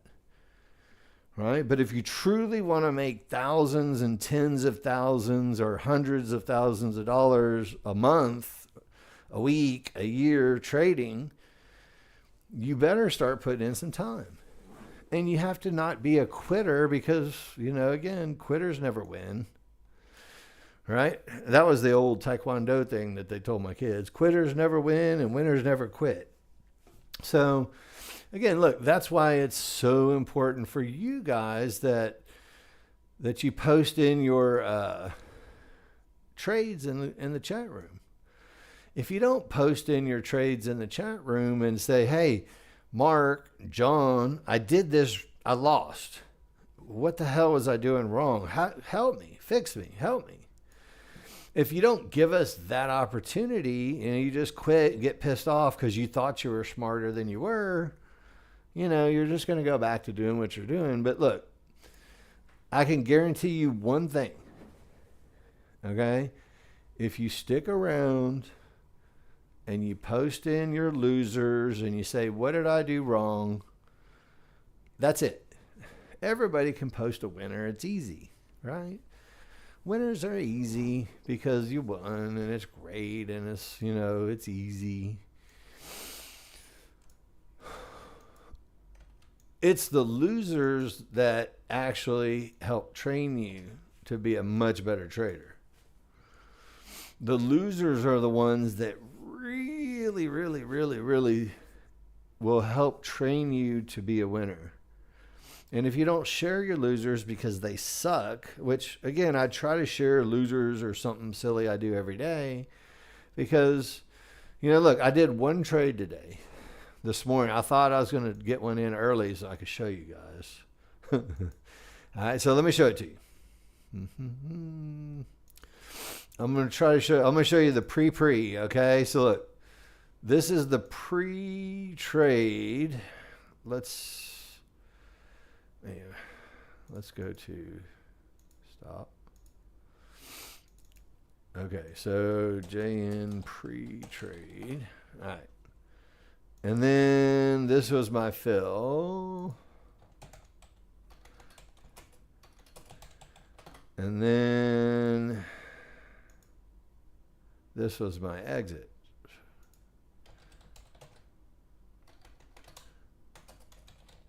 And then, and again, look, these are the things that you guys got to do. This was my further reading.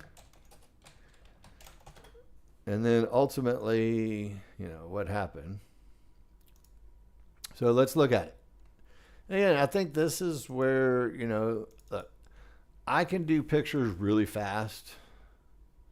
And you guys are going to be slow at it in the beginning because that's just the way it is. You just got to get better at it. But look, I was looking at the chart and I said to myself, look, this is a really good look on my 34.5 chart or 55.8 to be a bottom. Everybody okay with that? 1-to-1s, fibs, triggers are up here. And then we also had divergence from fibs on the 34.5 chart and the triggers were up really strong.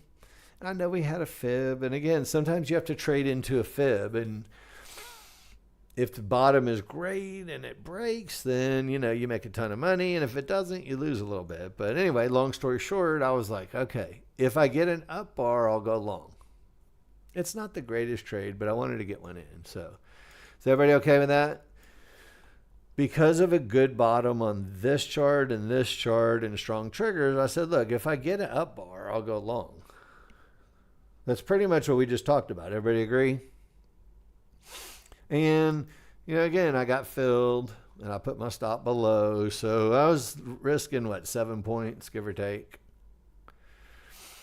And then ultimately, I got divergence and I ended up getting out. Now, because I had my stop, check this out. This is pretty cool, I think. Because I had my stop down here and then I got divergence, I was like, oh man, divergence, I can go ahead and get out because it pulled back a little bit. And I gave it like half a second to see if it wanted to break through. And I was like, I better get out. It's divergence against me. So I ended up losing a little bit. I traded a 4 lot and I lost a total of $245 on a 4 lot. So what does that average out to be? 60, $70? So just call it $70, give or take. So I lost $70. So look, what if it went all the way to the spot? Now here's the nasty thing about it. That was at like 820 or so. Watch. I had one more picture that I was looking at, and look, you'll see what this little thing is going to save you. See how the small triggers were still below my large triggers? So I didn't try to do it again. And it went all the way down again, if you guys remember. So this is where it went. You know, this was the, let me get back. Sorry, lots of stuff. So this was the attempt that didn't go. And then they ended up coming back down and putting in a super duper at the bottom. And then this is where my brother posted in this morning. We were all trying to go long again one more time right here. And they never pulled back. But look, we ended up getting exactly what it said. A good bottom and then to at least the second fibs, which was 47. So the potential was there to make 27 points, 30 points. And it cost me 60, $70. It didn't work the first time. It worked the second time. But anyway, sometimes you don't get it the first time. You got to do it again the second time. Anyway, long story short, it doesn't take a lot of trades that are this big to offset losers that are this big. Does that make sense? It just doesn't take a lot of trades to offset losers when you read your charts and get all of what it says it's going to give you. Anyway, all right. So let's go back. You know, I drew in obviously some boxes. So again, look, a box at the bottom. So we'll go back to 1030. We can go back further if you want, but let's go back and just look at them. This was that spot, the little bastards. You know, again, trying to go long. Let's see, that wasn't the spot. Hang on. Sorry, this was the spot. So look, this is where they put in a bottom. And I wasn't around for this. This would have been the first opportunity to go long, give or take momentum or, you know. And then obviously they kind of faded out. And then look, I'm waiting for the small triggers to get back above again. So this is the first spot where I was like, okay, if the small triggers get back above again, then it's okay to go long again. And again, they failed. But because we had divergence and they failed, look what they did. They just came back down here and started over again. You know, they retested a low, pivot stop out on the big chart. And again, I was like, this whole time, I'm like, you little bastards, pull back right here. This is the spot where I want to go long. Right when those small triggers start to get through, I want to see a little pullback, and then you can get all that money. And I was like, okay, just pull back a little bit and give me one down bar. That's all I need, or at least touch the fib. Something right there. And I was like, come on. And it's like, eek. So I made a picture. I have a lot more pictures that we haven't gone through on that whole NASDAQ thing. But look, the picture was from Friday at 3 o'clock in the morning. And it says, sometimes you're ready to take a long trade and they never give it to you. Get over it. It's the NQ. There's 20 more trades coming soon. And that's exactly what happened at 3:45 Friday morning. You know it's going. It's almost the exact same thing that happened today, which is, you know, triggers get above. It's not going to go. They go down again. And then they just run like a crazy. Don't take it personal. Sometimes they just don't give it to you. Most of the time they will. All right, so look, I want to go back And I want to protect everybody from themselves first. Are you ready? The most important thing that you can do before you start looking for the small triggers to break out. And again, I'm just going to take a 2-minute break and then we'll go through and we'll start looking at the live charts. The most important thing you can do first is really work on your fine tuning of what is a good top or bottom. Which we say this in all the videos and all the stuff. And again, the better the top or bottom, the faster you can start going the other way. Okay? I know it's, again, we've got the examples in here, but the better the top or bottom, the faster you can start going the other way. Without it, you're going to be slaughtered and you're going to do way too many trades. It's the same thing as the high volume area and momentum trade rules. If you don't have a good top or bottom on all of your charts, you're not going to do a trade. Same thing with momentum trades. If you don't have a good top or bottom, don't start looking for the first pullback after the triggers break out. Everybody okay with that? So again, most important thing is a good top or bottom.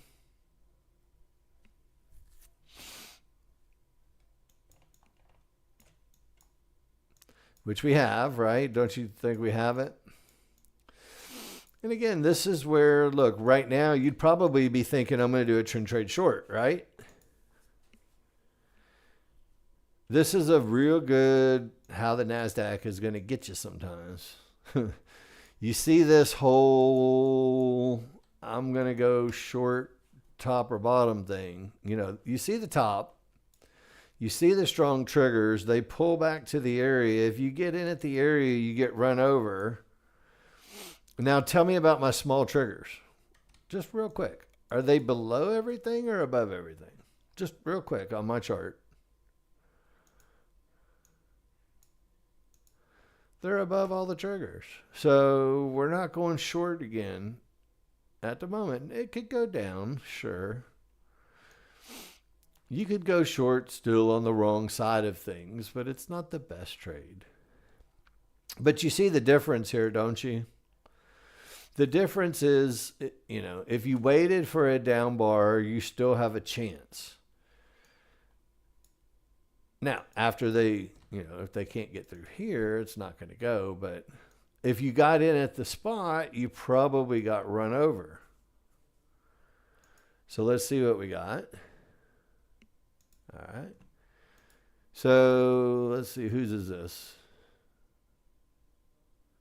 So G, everybody's changed their name to letters. All right. So you said wait instead of getting in at 12 and hoping for the best. Now, wait for a down bar. And again, look, if you're waiting for a down bar, you should have a stop order working if you're going to go short. So this is the part that you're missing. Hang on a second.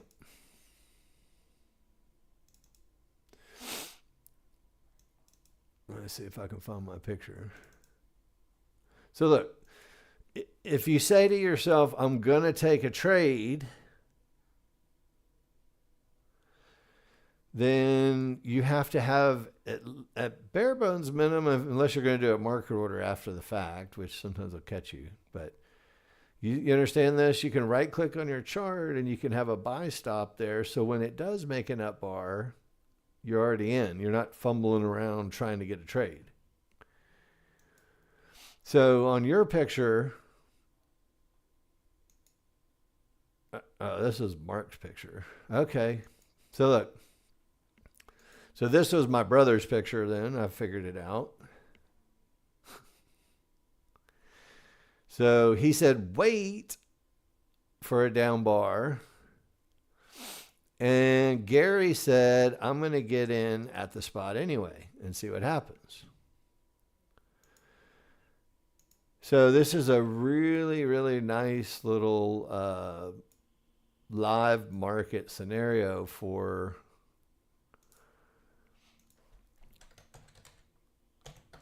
illustrating my point, right? So Gary, if you would have waited for a down bar on this chart, what would have happened to your money? Tell me the difference. Just one example. So look, this is again the perfect look for a trend trade short, but nobody else thinks it except Gary at the moment. You see that? No, I didn't say figure out what causes up or down bars. I said you have to first figure out what termination conditions are. So, for example, on this chart, a termination condition up here is a pivot stop out at 1-to-1s and prior divergence highs. So that's a termination condition that's going to then make us think anything after this might produce a short trade. Do you understand what I'm saying? So the first thing is you have to determine the tops or bottoms. Then the second half is after you determine the top or bottom, you have to find the trend trade spot. And then ultimately, you have to define your entry, whether you're going to get in at the spot or wait for a down bar. And this is a good example of if you get in at the spot and they never make a down bar. I know what causes a down bar: more people selling, right? So in Gary's case, had he have waited for a down bar, his entry would have been right here where this little line is. You see this little reversal bar marker thing? That's what denotes where a down bar is going to become true. So instead of Gary getting in at 11, he could have got in at 14, give or take, after a down bar. And then let's look at the difference. Gary lost 6.5 points. You see the difference? And I guess my brother is going to illustrate for us. So my brother went short after a down bar and got short at 15 and ended up getting out at 11. So it's the same area, slightly different handle. Gary lost 6.5 points. My brother made 4. So it's not a great trade, but still. And then there's a second chance that he didn't take, he said. But so you see the difference? I don't know what bottom of the window means, Ziva. I know what it means. It's the bottom of the window, but I don't know what context you're talking about it in. So look, waiting for a down bar on the NASDAQ will save you a lot of times. All right. Ziba, we're talking about NASDAQ. So again, look, you want to go short and the market's probably going to go. The idea in the NASDAQ is wait for a down bar. Again, there's a couple exceptions here or there, and that's fine. But once you know those, you don't really need me.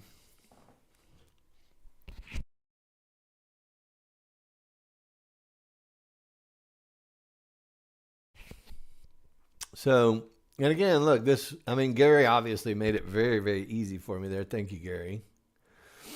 You want to go short, and you have two choices. And again, I'll give you, do you guys want all the pictures I made? I mean, I've got so many. We can keep going through and working through them one by one, but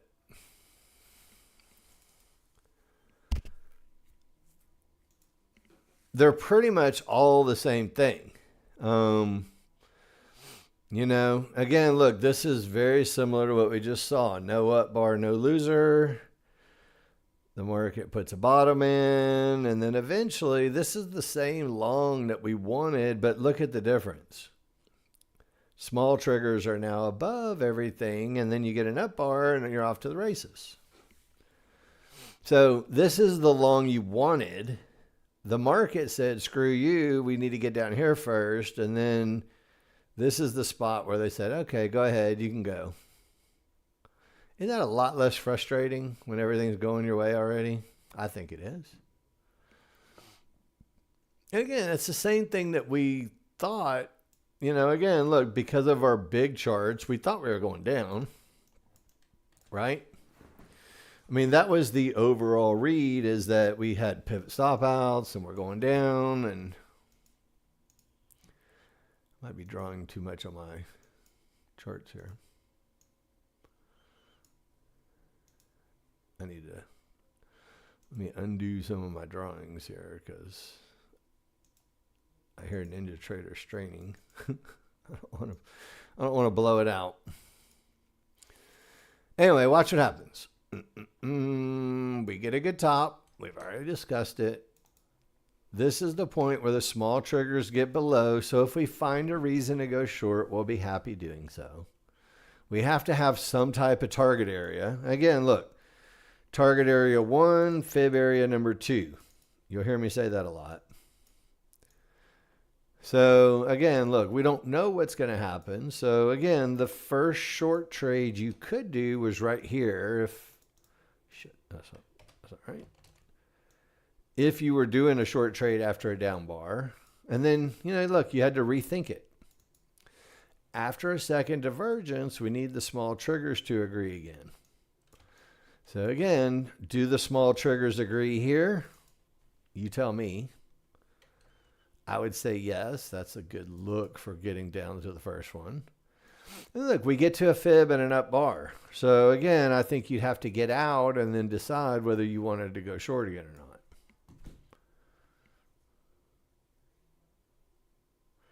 Now, this is where all of you guys are going to get slaughtered.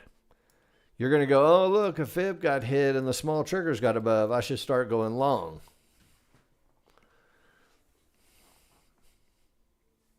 And you're going to end up going long right here. And then you're going to get wiped out. And you're going to go, why am I getting wiped out?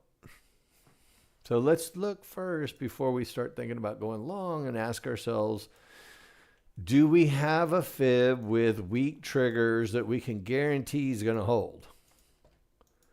So look, I want you to give me right now your read on this chart, because this is where people are going to fail a lot. And I'm not saying it can't hold, but you guys tell me, is that the trigger line look that says, let's take a chance to go long? Hell no. Not just no, but hell no.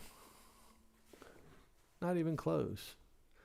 So if it's not the spot where the triggers say, you can go long, triggers and fibs don't say you can go long. So I just wanted to show you, this is the spot where you're going to be annihilated trying to do the wrong thing. It said it's going down. Anyway, whether you take a short or not, up to you, but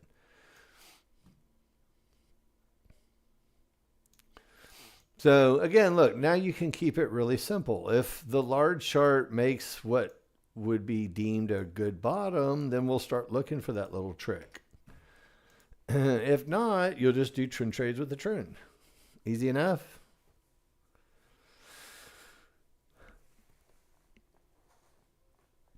So in order to make a good bottom, again, I don't see areas that make me really, really warm and fuzzy about it. If we got to here, maybe, right? So a few more ticks down and hit 82, maybe I'd, and again, I'm not saying we can't make a bottom here, but I would say we'd have to wait for, all right, divergence and triggers. So I'd have to see fibs maybe retested again, or the more that the triggers go up, less and less and less. Right? Do you see how that changes as we go here? Again, I would love to see, at a bare bones minimum, this area get retested before we start taking long trades. Does that make sense?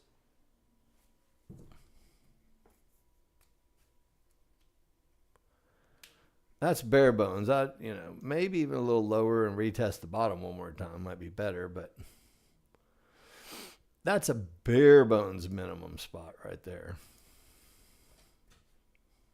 Now, is it going to be a bottom? I don't know.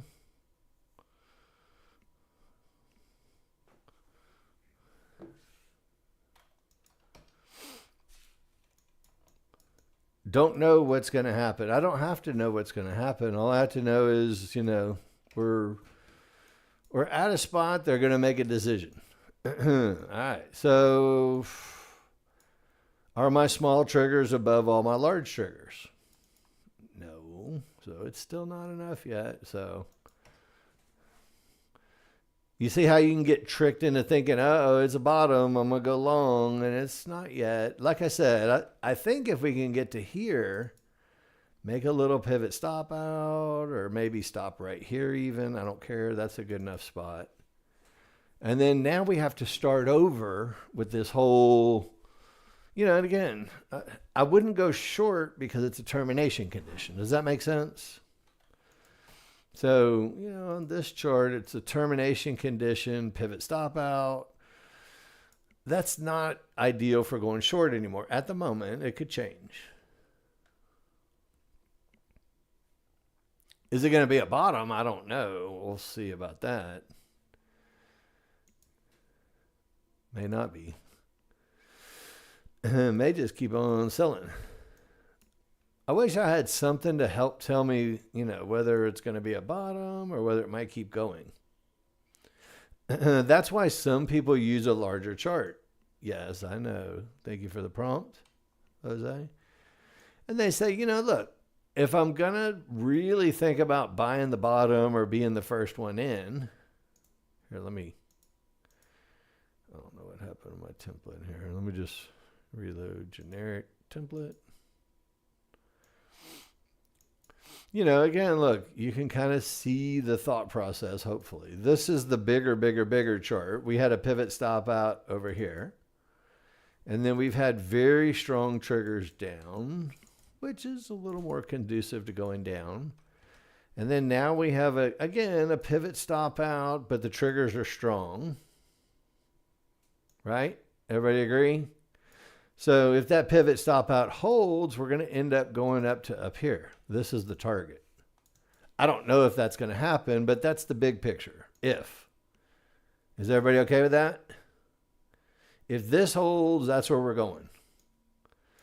So if we go to our smaller charts and we go, uh-oh, we got a pivot stop out on all charts. Now, we just really need the small chart at this point, don't we? See how the small chart, small triggers broke through? Now you can say we have a good bottom on all of our charts and you're looking for something to the long side. I know it seems a little early over here, and it is if you're doing trend trades, I promise. But we're trying to take advantage of what we know. All right, so again, look, something like this. It could lose, and it's on Sims, so everybody just chill, but something like this. And again, I don't know how far down it's going to go. I know I'm willing to take one if. Does this make sense? And maybe it doesn't go. And at some point, I have to say, it's coming down so far, it's probably not going to be good for me anymore. And that's that spot, right? So anyway, whatever. I would have done it if it said it was a bottom, but they said, hey, let's go down there one more time. So I'd start over. We're still at pivot stop outs and we're still at potential bottoms. I'm not saying it's a good look for a bottom yet, but anyway, that's how it works. Pretty easy, right? If it would have went up and ran up 40 points, great. That's not a trend trade, guys, in any way, shape, or form. I think it's a bottom because of a termination. Take advantage of it. Sometimes they give them to you, sometimes they don't. Now, if we break on through, which, again, I don't know. Sometimes they do, sometimes they don't. You can wait for a breakout of resistance before you start that whole monkey business again. Because if resistance ends up holding, we're going to end up down here. Which it's not for me to dictate what's going to happen. It's just how am I going to trade it? So you see what I'm saying?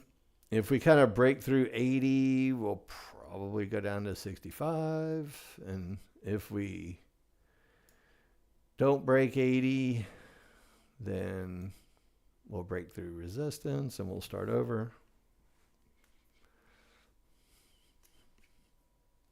All right. I'm going to take a 2-minute break just to run around the house one time. Again, nothing, obviously it looks like they're going to go down to the lower areas. So again, do you want to do a trend trade short if we stop right here? Again, it's a little more difficult because of a pivot stop out, but let's say you'd be willing to try one anyway because of the larger charts. How would you do it? A down bar?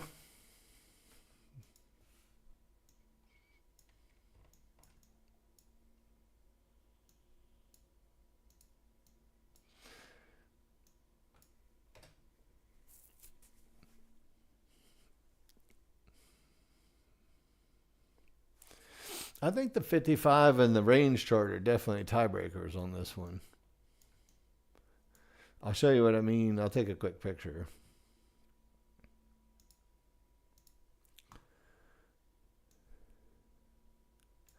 Again, if you need a tiebreaker, look, this is the spot where we were looking for a down bar. This chart's going down, this chart's going down, and my market flow, where is my... No, down bar, Jose. Anyway, it's the same concept, just in reverse. Again, look, large chart said we were going down, down, down, down, down. This chart says we're going down. My market flow chart also says we're going down, down, down. So down bar, go short. 66 is your target at least. That's the first fib. We'll look at where the second fib is. Anybody go short? So if you went short, it's the right idea. You had all 4 charts agree to go short. Yes. All right. Show it to me. And again, look, we made it down to the fib, and then we made it to the 1-to-1. I want to see some pictures of your trades. If you're not out of them yet, that's fine too. But if you are out, post them in. Let's see what you got.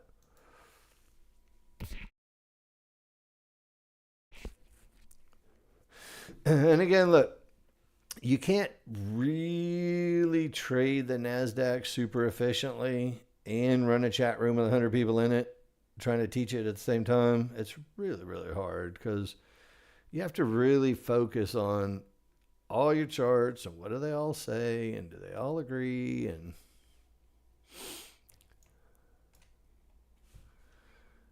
when you're talking and answering questions, it's really hard. I'm just going to tell you. All right, so we obviously broke a fib. We'll see if we can get down to 52 and then what happens. And again, look, I don't need a whole lot on my 55.8 chart to tell me. What do you guys see on this chart? And again, I'm not saying we can't go down more, but what do you see?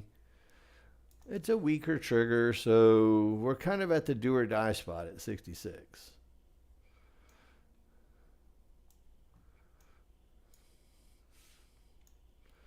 And again, they kind of died.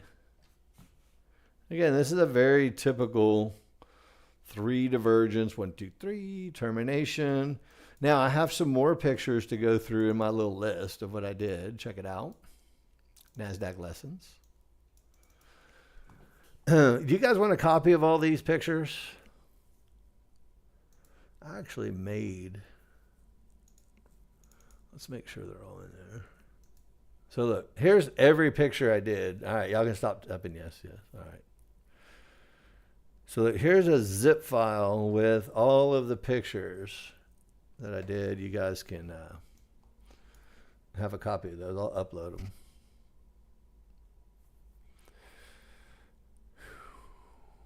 But look, short version, this is in the live market arena here. You see how the small triggers are again above all of our large triggers? So, again, we're kind of at a termination spot that could hold on our larger chart where we have fibs, but the triggers suck. They're on the wrong side. So it's probably not going to be done just yet. They may have to go down one more time. It's kind of the look where I start to get tempted to go long. But again, not the best look yet, but it's the spot where I start to get tempted when I see fibs and one-to-ones and start thinking, you remember when I said they have the overrun, the fake out, breakout, and then they go the other way?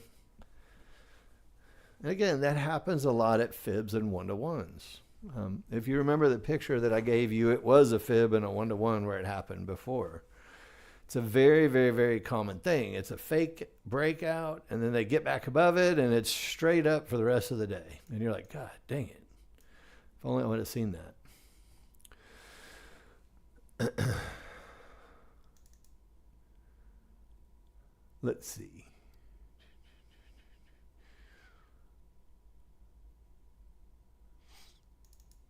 This is that look.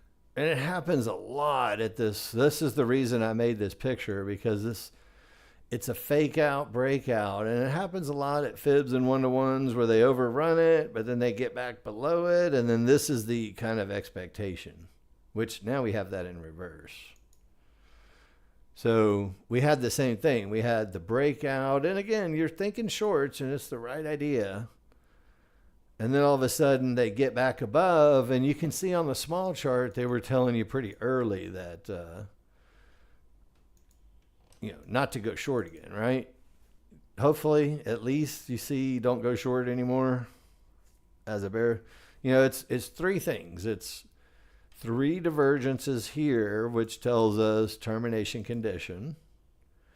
Then it's the small triggers breaking above. Then it's all of a sudden one-to-ones and fibs on the larger chart that, look, it's a scenario where these fake breakouts happen.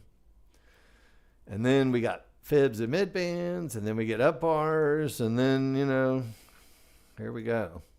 Anyway, nice little anatomy of a potential bottom after a fake breakout.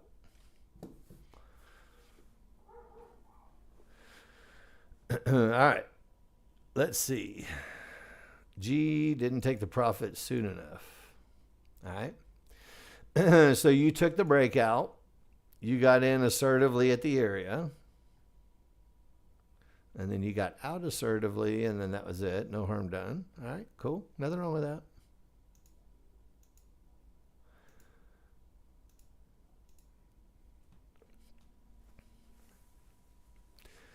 Does everybody understand the idea of a fake out breakout? And again, you don't know it's going to be.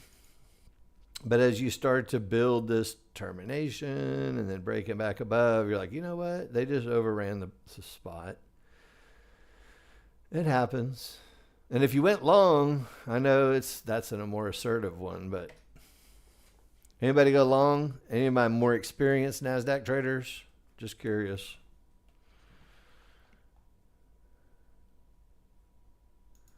Abdul Aziz. All right, if you guys have pictures you want me to go through, post them in now. If you posted them in earlier, just put them back in. Yeah, Abdul Aziz, you're going short after a termination condition. So it's really tough. Here, I'm going to go through all your pictures. So I'm going to pull them up real quick. Nico, Abdul Aziz, Ziba, I'm going to pull up yours. But I'm going to get to him in a second. I got to go talk to the man about a thing real quick. So 2-minute break. I'll be right back, and then we'll go from here. Okay?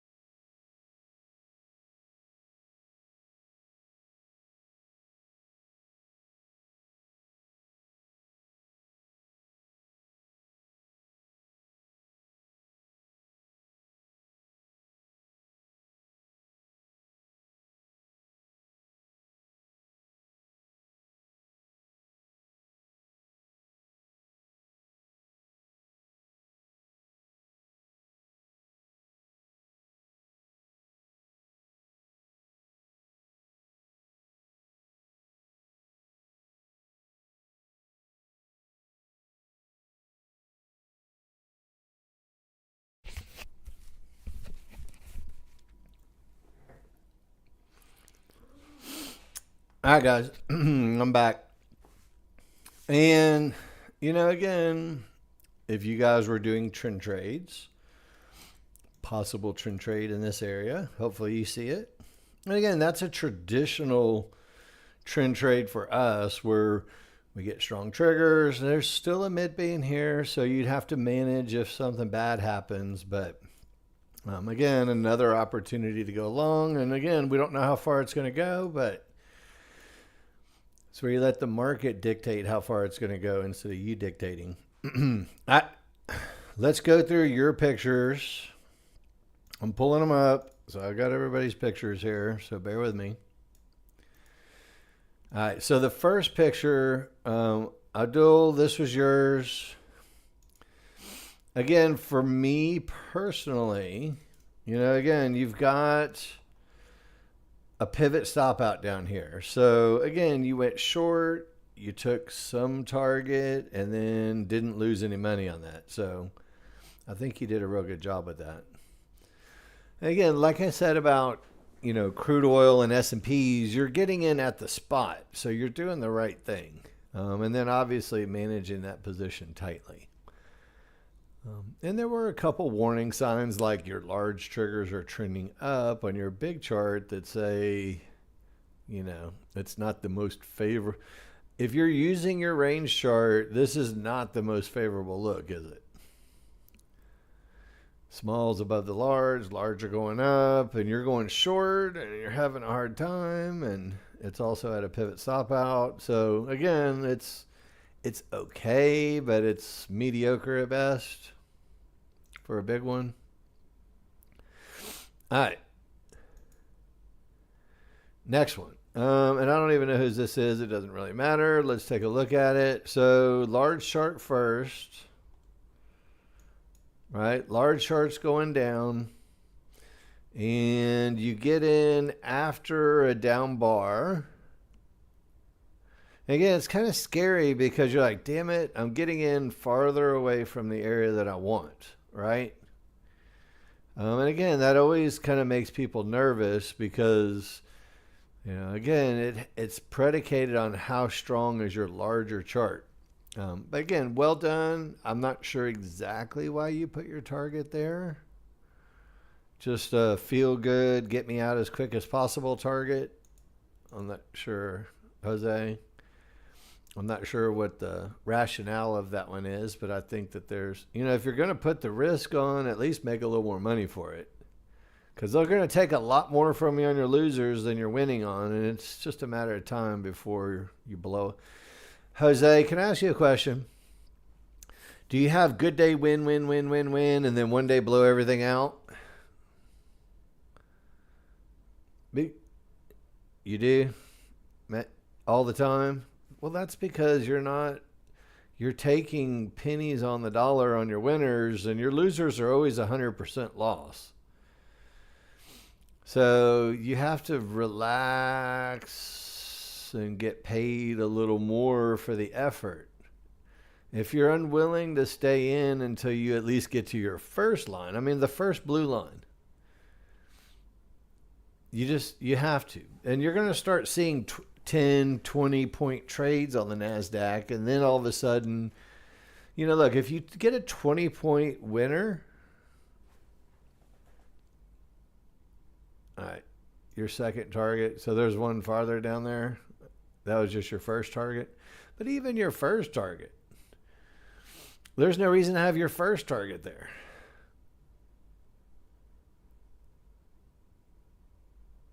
I guess it's fine, but why not just take it right there? Anyway, it's just extra free money. And you need it because bottom line, when you lose one, you're going to end up, you're paying full price on losers. You might as well get full price on your winners.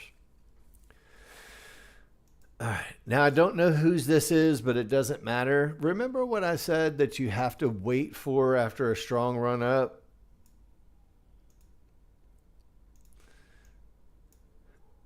And again, this is just a simple rule, but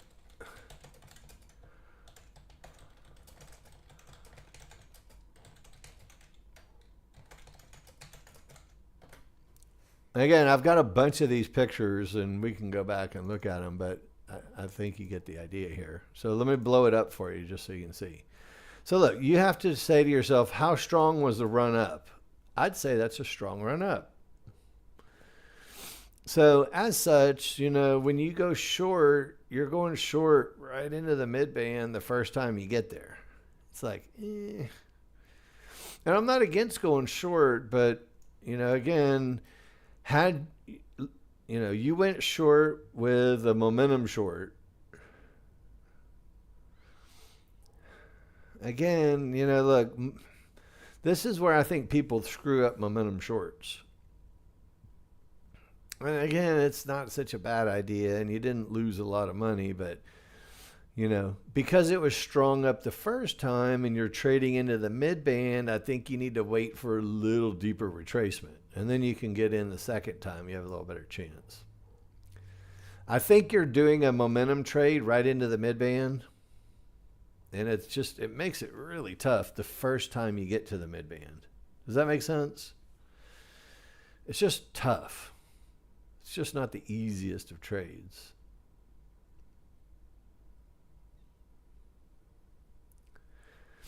So here's the question I have. What do you call the trade? I guess that's the best. What's the name of this trade that you did?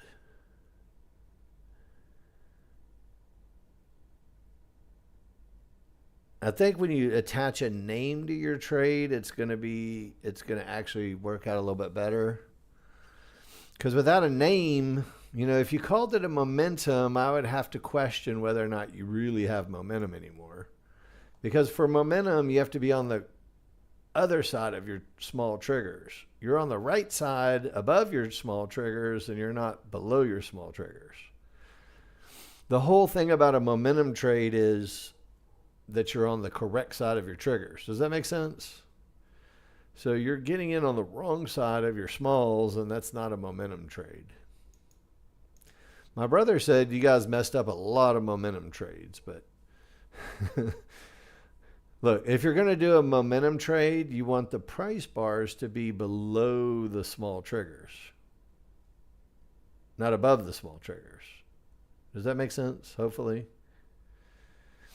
Once the price bars are above the small triggers, then, you know, it's more of a trend trade. All right. All right, Conrad, this is yours. I know your look anywhere. So you got in and you had divergence, but you didn't get out until they stopped you on the low. And then you got a apology trade after the small triggers go back up and everything's up, and then you got your money. Okay, well done. Again, I think the fact that you had a termination condition at the bottom made that an okay thing. You know, again, maybe you get out after divergence, you decided to hold on to it, but they got you, but at least you got them back. So nice job. Okay. If you don't like if you don't like what's happening in the NASDAQ, all you have to do is wait a minute. So let's see what the hell happened. Okay, so we were here at this moment in time live. And again, we said trend trade long, and we got to watch out because we were at, remember we said 50-50 you have to watch out for. This is a really good example of 50-50. 50% of the small triggers were above and the large triggers were below. So it creates 50-50, and I'll take a 50-50. I don't care. But if something goes wrong after a 50-50, you have to get out. And again, this is an example of a 50-50. Look, does everybody understand the concept of a 50-50? Again, I know we talked about it this morning, but you can never go over the same thing too many times. Can I ask you guys one more question? Somebody just sent me a private message. If you run, there's a shark indicator called Bloodhound. If you run Bloodhound with NinjaTrader 8, in Nexgen, you're going to suffer a lot of crashes. Stop it. You don't need another indicator to tell you what your indicators are doing. If you're running Bloodhound and you crash with Ninja 8, stop running Bloodhound. You won't crash anymore. If you have a crappy computer and you're running Market Flow, you may think about dialing that one back. If you're running a crappy computer and you have more than one workspace open, stop it. You have a crappy computer. It's not going to take it. The more charts you run, the more you mess around with your charts, the tougher it's going to get on your computer. You know, and again, look, I haven't crashed all day, knock on wood. I may crash now just because I said it. But if you have a less than desire, if you don't have a machine that has a gaming video card and at least 8 cores and at least 32 to 64 gigs of RAM, which is like most of you. So especially those of you guys on demo, you're going to have to pare back a little bit on some of the stuff you're running because you don't have enough power. And again, there's some coding things that we're working on that are going to solve the ability to run our software with a less than supercomputer. But most people that have supercomputers and don't run it too hard never have any issues. So if you're having issues, allow us to kind of work through some of your issues on why you're crashing and how to circumvent some of those things. You know, I had a guy the other day who has 4 gigabytes of RAM. I didn't even know they made computers with 4 gigabytes of RAM anymore. And he didn't run because NinjaTrader itself takes more than 4 gigs of RAM. I mean, it's minimum 8 just to run Ninja by itself. Our software requires 16 by itself, really 32 by itself. So if you don't have at least 32 gigs of RAM, you're under RAMmed. So again, I know crashing or having Ninja shut down on you is really frustrating, and there are ways around it. But you know, instead of just getting mad and going away, let us work, or let me work with you a little bit. I'll help you myself personally. We'll go help you out.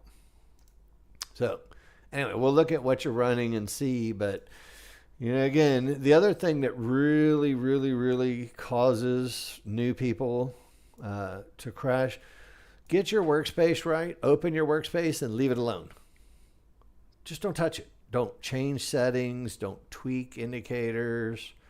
Get it right, open it, and leave it alone, and you're going to have much better success, even if you're running a less than computer. But look, when you go back and you realize how much money there is to be made from this, you know, one of the second things you're going to have to invest in is another computer. All right, so let's evaluate charts together real quick. Are you ready? How many triggers are above this fib? Say the word, say the number. The answer is 0. So again, long trades may happen, but they're not really going to be the best. And again, if you're thinking about long trades, it's probably best for you to think about having resistance break first, which it could. And if it does, that's fantastic. If it doesn't, we're going to end up going from resistance down to support, because that's what they do. So again, look, we're going to let some of the smaller chart dictate now at this point. Do you see how we're kind of at an inflection point on our large chart? It could go up, but it could go down too. Either way. So we're going to just let the small chart dictate what's going to happen. So the first thing you're going to see is the small triggers are going to start to get through the large triggers. And that's your first warning sign that resistance truly is going to hold on the larger chart. Now you have to ask yourself a question. Also, where are the trigger lines located on the larger chart? They're below the large, right? So if you look at the large chart, everything's below. So we've got resistances holding. We've got triggers below resistances. Now we've got small triggers getting below everything on our smaller chart. One more little push here and we should be able to start looking at short trades. If we get another push. We got to get one more little push through here. We'll see. I bet we do, but we'll see what happens. Now, we also have to kind of predict where could we go if. So look, this is the next fib area. Does everybody see it? If we end up going down, this is where we're going to go. I don't know if we're going to go there, but that's just the next fib. See how we got to this spot and we didn't get to the fib? A lot of times they'll run up and then they'll run up and then they fail and then they finally come down and finish the business. So we'll see what happens. Probably this is our window that'll make the decision. All right. So again, I think we'll probably break through. And I think now you can say if you get some type of trend trade short or some type of short, you're probably going to be okay with one shot. We'll find out. See how we read this large chart first? The fact that the triggers didn't get above, that's your first. Now, look, we have a pivot stop out, but I want you to tell me right now real quick, look at those triggers. They're not going to stop at a pivot stop out with those triggers. Not going to happen. So hopefully we bounce so we can get a damn short trade. That's what you're saying to yourself. Right?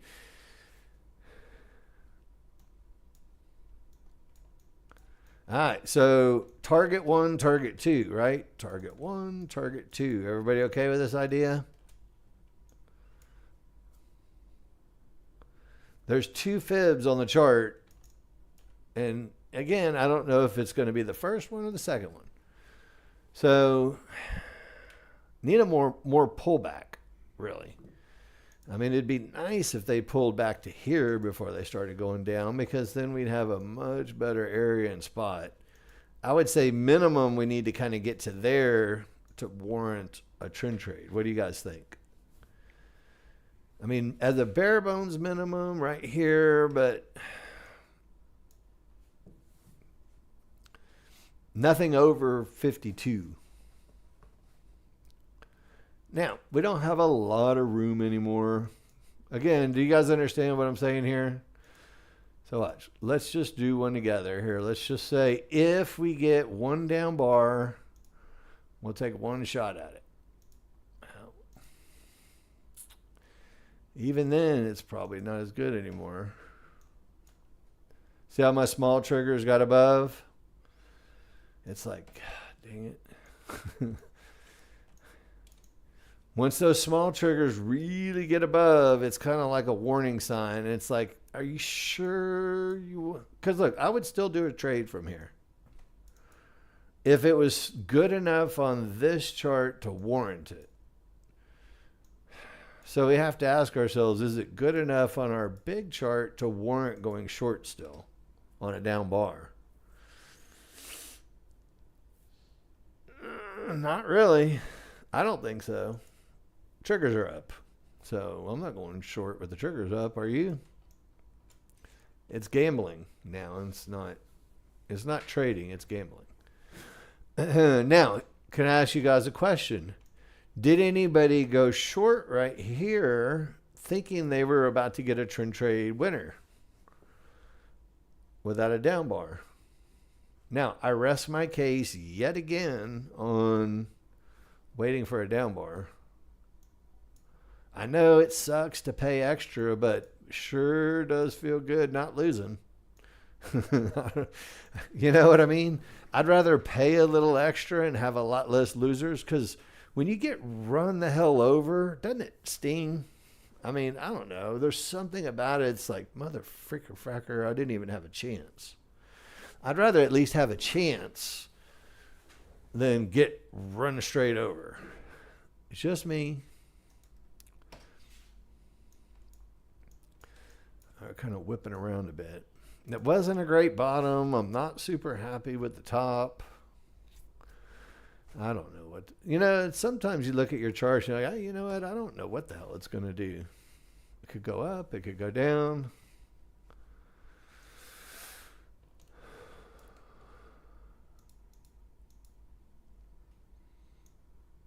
Sometimes the market flow chart will help you out a little bit, or the larger chart.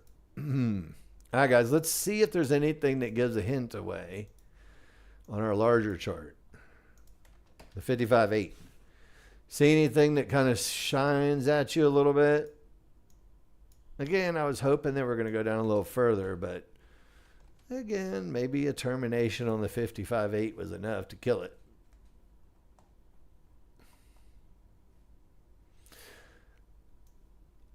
Yeah, so all right. So now we're 50-50 yet again through some fibs. So maybe that was a bottom. It wasn't a really good bottom on every chart. If it was, I'd be a little more assertive for some long trades. You know what I mean?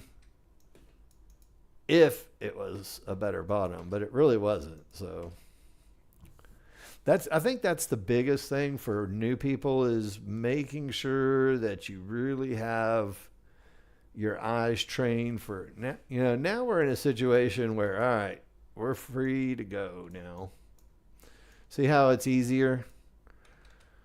You got your trend trade spot, everything's above. Now we're in a good situation where, if we're going to get some type of pullback and reversal bar, we'll have a better chance.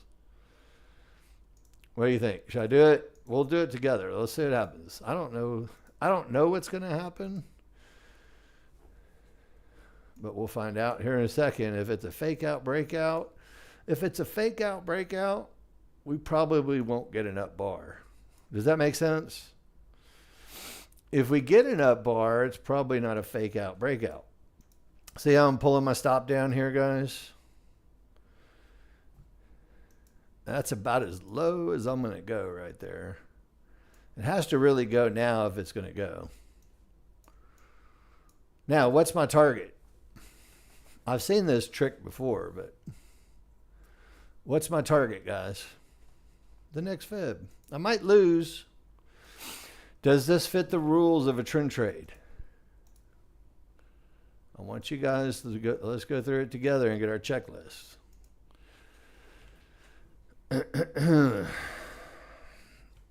We'll come back and manage it in a minute, but oh, I didn't mean to do that. As long as we don't get a second lower divergence here. I'm not going to manage this just because we're going to go through the rules together. So if it needed management and ends up losing, then it is what it is. So again, this is almost 50-50, but strong trigs up. It's kind of 50-50-ish. This is where maybe a lower divergence or something. Anyway, we'll see what happens. Strong trigs up on the verge of a 50-50. Don't have time to really think about it too much. We may have to do it twice. Who knows what happens. But anyway, we pull back. We recognize we have divergence, but we're going to wait for an up bar. So we basically have multiple fibs, mid bands, triggers inside. We're going to wait for an up bar. And then look, our target is going to end up being 1390. Target number one. So we have the potential to make, from 67 up to 88, 20 points. Everybody okay with that? So I think it fits all the rules. Oh, really? Okay, that's rude.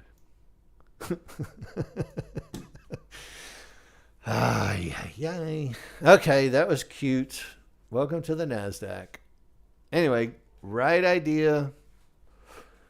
Poop on the stop on that, but anyway, I probably would have done that again because we're going to go to here. or at least to hear before we have to make any decisions. So let's look at our large chart. So do you see our decision-making spots? We have two of them. We've got pink 1-to-1s. And if we get through there, we've got fib 1 and 2.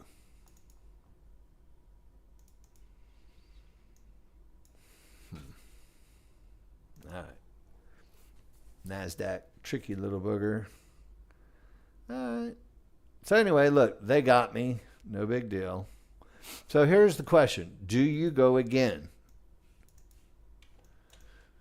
Now, again, this is always where, you say to yourself, should I go again or should I not go again? This is where sometimes the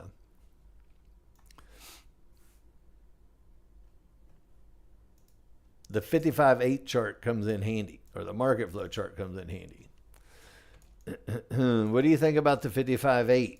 Is it helpful for thinking about I'm not doing it again. I'm not going to trade. It's just too quick to think of. Is it helpful for taking another shot to the long side? Maybe. Now watch. I'll take another shot. How about if we make a rule? Are you ready? If the small triggers get above the large triggers, remember what we were just talking about? Everything that we talked about. If and when, all right, Grammarly, get out of the way. If the large chart condition doesn't change and my small triggers get back above my large triggers, I'll do it again. Fair enough? So I'm using the same conditions that I was talking to you guys about. And again, I think it's going up based on everything I see.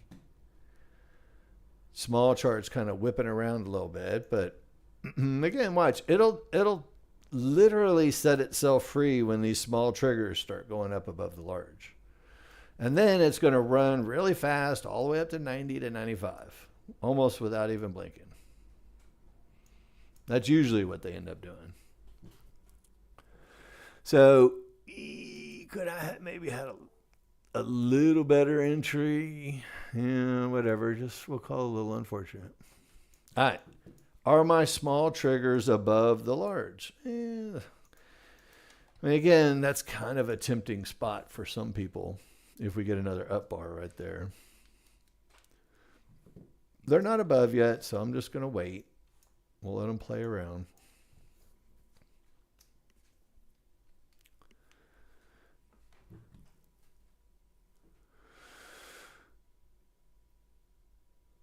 See how we're not thinking about any shorts, guys? Just because look, they could go down 100 points. I don't know what they're going to do, but the thought is we're going up here. Hopefully everybody sees that. All right, now my small triggers are actually getting above. See that? So again, do you want to buy on the way down into the area, or do you want to get into the area and then wait for an up bar? How are you going to do it, guys? You guys pick. I'll do whatever you want. Buy it on the way down now that the triggers agree, or wait for a bar up.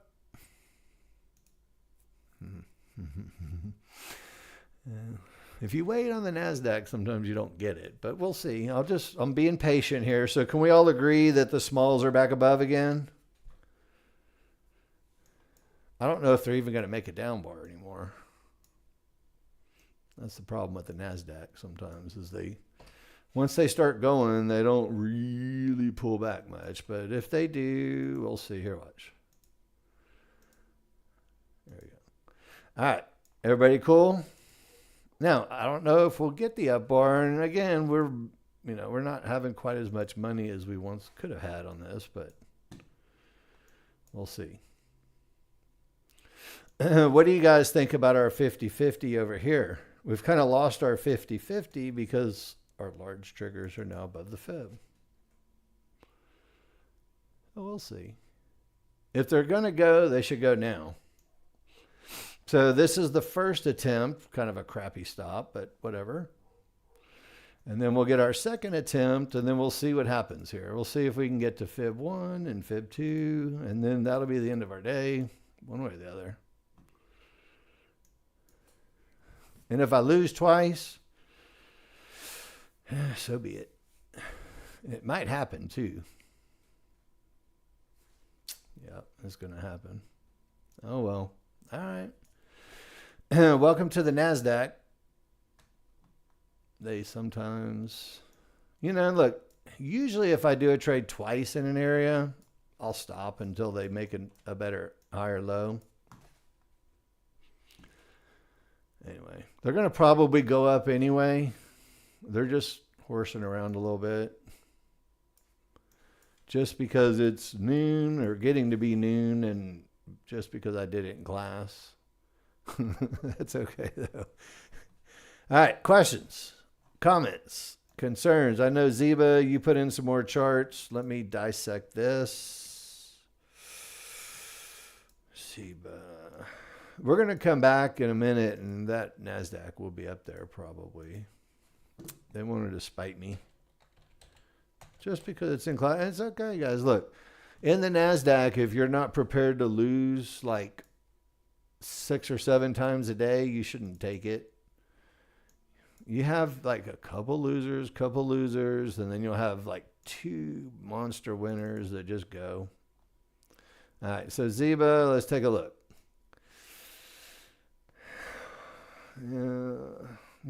Again, I mean, look, you're not really getting in using the areas. I'm going to assume, Ziba, you were thinking momentum trade, right? I'm kind of looking back at your text here. You said momentum. If you're going to do momentum, you want to be in as close to those 1-to-1s as possible. You had the right thought. It's a very late entry. And then look, this is another instance of a momentum trade that I think you think it's a momentum trade. You see how you're on the wrong side of your triggers? These are the ones that you get short, they snap back on you up to here, and then you have to go again.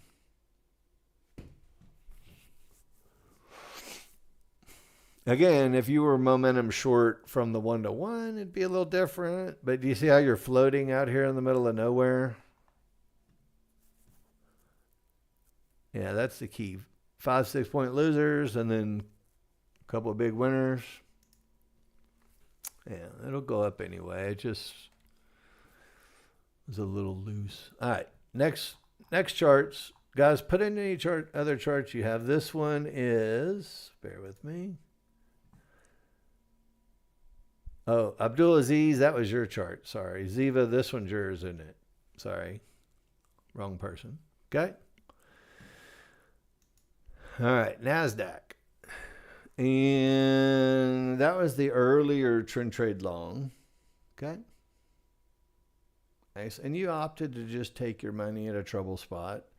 Again, there's never any harm with that, especially, you get into a 50-50, you can take your money at a termination spot. Maybe a little better to take it up here. Here's the other thing that, if you're waiting for an up bar, guys, and you have down small triggers, you can always try to get a little better entry, which puts your stop a little farther away, which gives it a little more wiggle room. Anyway. All right, Conrad, I saw yours. Ziba, I got yours. Jose, I got your trades. Anybody else have trades you guys want to put in? And again, I think, as you guys spend more time with this, look, that's cute.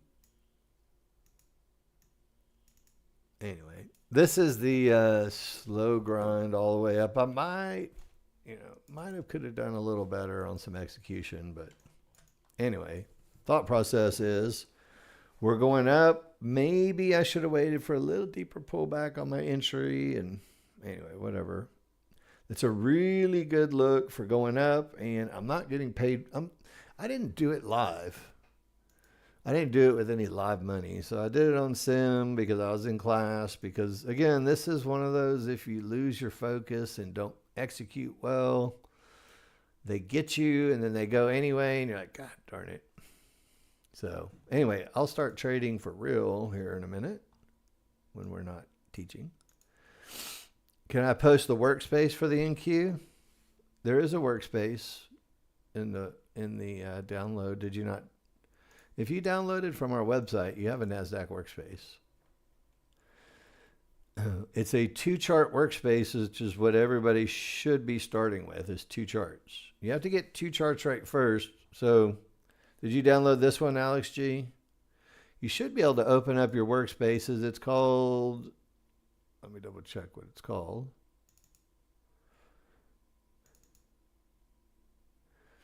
And again, a lot of people always go, give me your workspace, John. I'm like, well, you don't have my experience. So the reason that we build, so it's called Nexgen E-mini Big NQ Futures.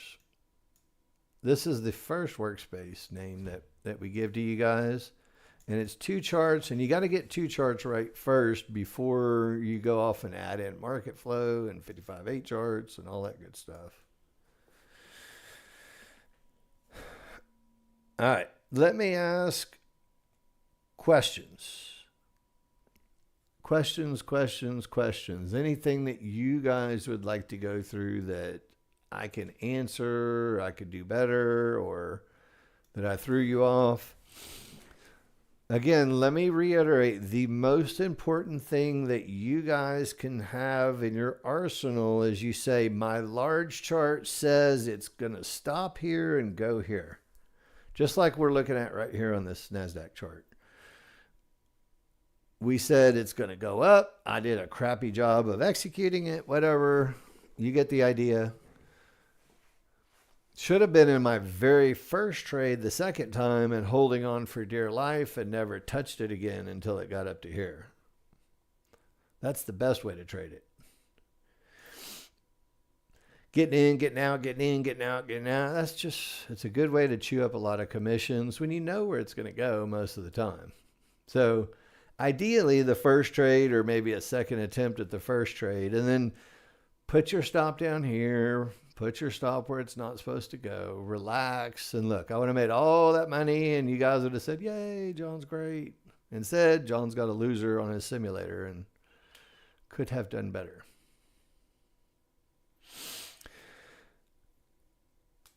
Jose, I don't understand what you're saying. How do I get a reversal bar marker on it? Just apply the template that's in the website. You should have it on there. Hang on. Let me clean up real quick, guys. I'm going to just clean up my mess. I'll answer your questions, but let me just clean all this up. Again, you can see not my best work there, but they did exactly what they're supposed to do, which is to hit the fibs and go up. Obviously, that's probably a better one right there than the one I did. But anyway, but Jose, you should have your reversal bar marker on there already. If not, check 2 things. Go to your data series and make sure you have tick replay enabled.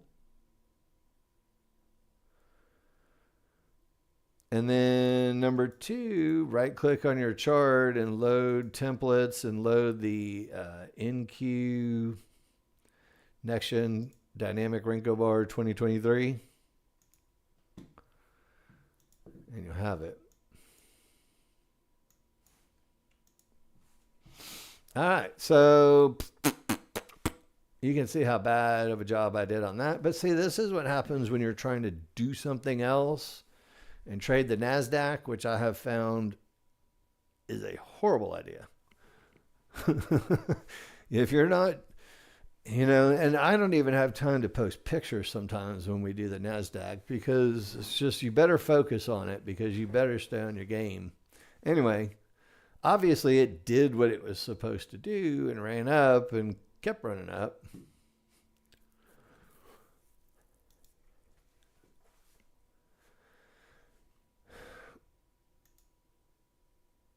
I don't understand. Jose, the 34.5 reversal bar marker, you want this on your other chart, is what you're saying? I'm trying. Yeah, it's possible. I would suggest just look at this one. It's right there. You don't really need two of them. You can do it, but again, look, here's the problem. The more synthetic crap you run on smaller charts, you're stressing NinjaTrader 8. And the more you make it do, the better the chances you're going to have issues with it. So I just want you to keep that in mind. So again, look, here's instructions on the guide. I personally wouldn't run anything extra that you don't need, but in the guide,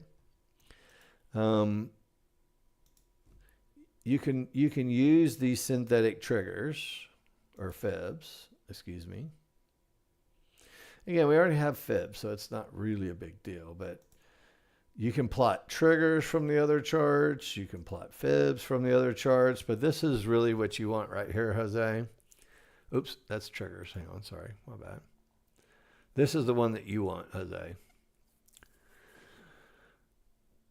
You want to plot other time frame reversal bar markers using the synthetic T3 Fibs ProTrader. So what you're going to have to remember, and again, this is why I color coded this.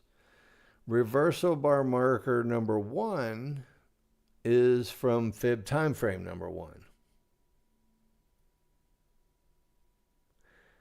Yeah, you guys can have my workspace if you want. Just if I don't care, I'll give you my workspace. Look, I have nothing to hide, guys. I mean, I'll give you my workspace. May the best trader win the most. I mean, that's just, I don't have secret stuff to hide from you guys. So anyway, if you want it, I'll give it to you.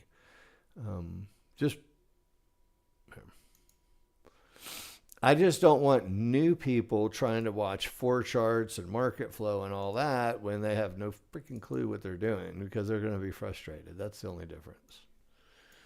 There's my workspace, just so you have it. Anyway, so look, Jose, time frame 1 plots the reversal bar marker on the chart you're looking at.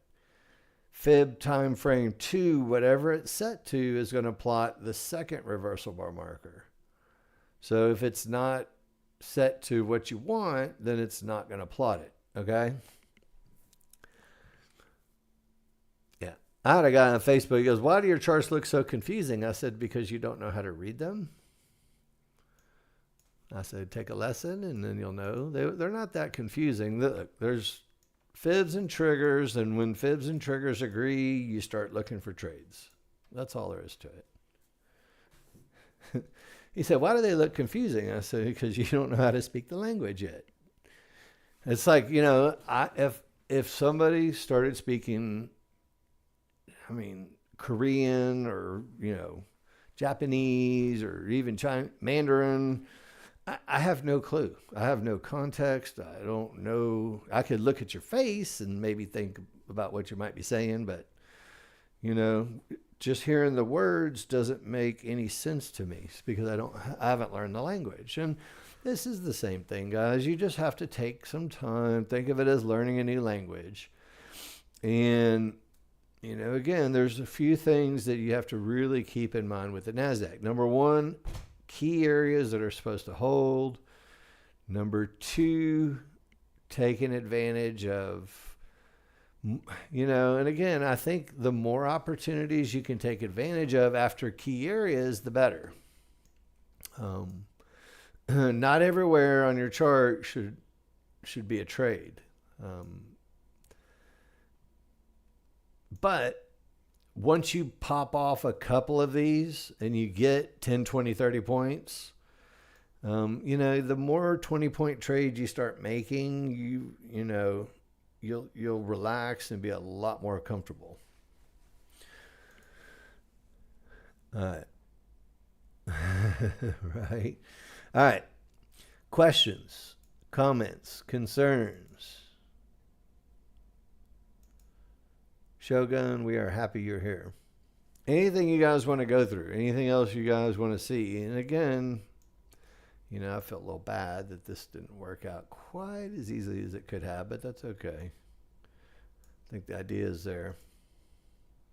You know, and I don't mind. Look, I want you guys to get this in your head. If you trade the NASDAQ, you're going to have at least, if you're going to have 20 trades and at least 6 of them are going to be losers. Maybe 7. That's just the way it goes. If you don't want to lose, don't day trade futures. Once you get your mind wrapped around, you don't want to string together a bunch of losers, you know, 4, 5, 6 losers in a row. So the trick to that is wait for another good top or bottom, or wait for a really good area to shine through and then take advantage of it. And, you know, if you're in a spot like right now and you're not in a trade, you say, look, I'm going to wait for a good top or a good bottom to be in place. And I don't know when and where that's going to be. But after the next good one, then I'll start over again.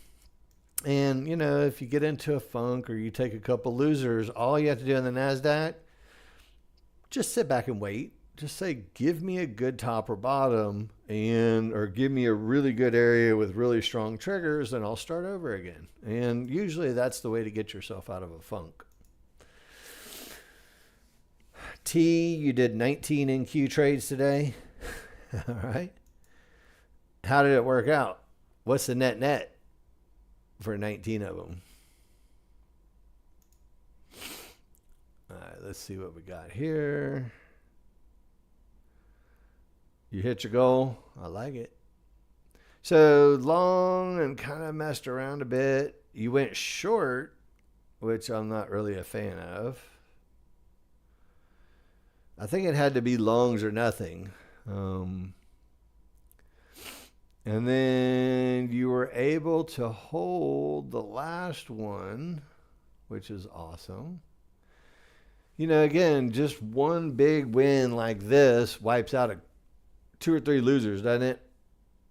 So I think this short trade might have been a little aggressive into support that was supposed to hold. But other than the short trade in there, I think everything's okay. That was Jose, right? Jose, do you understand what I'm saying? No shorts.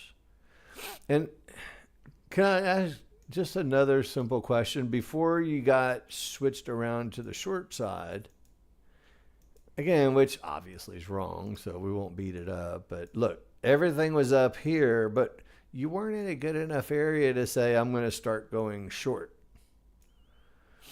And even if you were at a great area, you'd want to see the small triggers get below the large triggers first, and that's going to slow you down from thinking you should go short. Does that make sense? 4 or 5 average trades in a day on the S&P. And then on the NASDAQ, there's about 40 trades a day that you could probably take realistically. There's literally 8 to 10 times more trades on the NASDAQ. And that's why people like the NASDAQ. The problem is people do not, I mean, look, before I thought I figured the NASDAQ out, it took me about 7 or 8 weeks of really working with it. And I'd like to think I know what the hell I'm doing, but the NASDAQ is a bit of a different beast that you have to get used to its personality. You know, I'm married to a beautiful brunette, so I always made the joke, which it's not funny, but it's like having an angry redheaded girlfriend. It's great when it's great, and it's bad when it's bad, but you know, and such is the NASDAQ. Gold gets that way too, but the NASDAQ has a bit of a different temperament. And if you don't commit 6 or 8 weeks to learning that temperament and knowing when to shut the hell up or stay the hell away or when to lean into it, you really get yourself in trouble. So everything that I gave you today hopefully, and I pray, please, please, please, please, please, don't put any of it to work with any real money or even your Apex accounts or anything else until you have spent weeks working with it, please. And look, there's about 20 other pictures I made that we didn't even go through. Well, you say only, but there's 25,000 ticks a day. So yes, this class is recorded. You know, I didn't even get through everything I wanted. So look, I'm going to give you guys the extra pictures. Just read them. I think they're self-explanatory. If you have questions, let me know. I think we kind of moved right into lunch and kind of a tough little area that they're going to have to work themselves out of here. But anyway, I'm done unless you guys have questions or things that you guys would like to go through. I appreciate you being here. I hope I didn't overwhelm everybody too much. It's still the same thing. It's big chart, tops or bottoms. Wait for the triggers to do something before you get in. Make sure you're using the areas. A reversal bar with your trend trades on the NASDAQ will slow it down and save your bacon.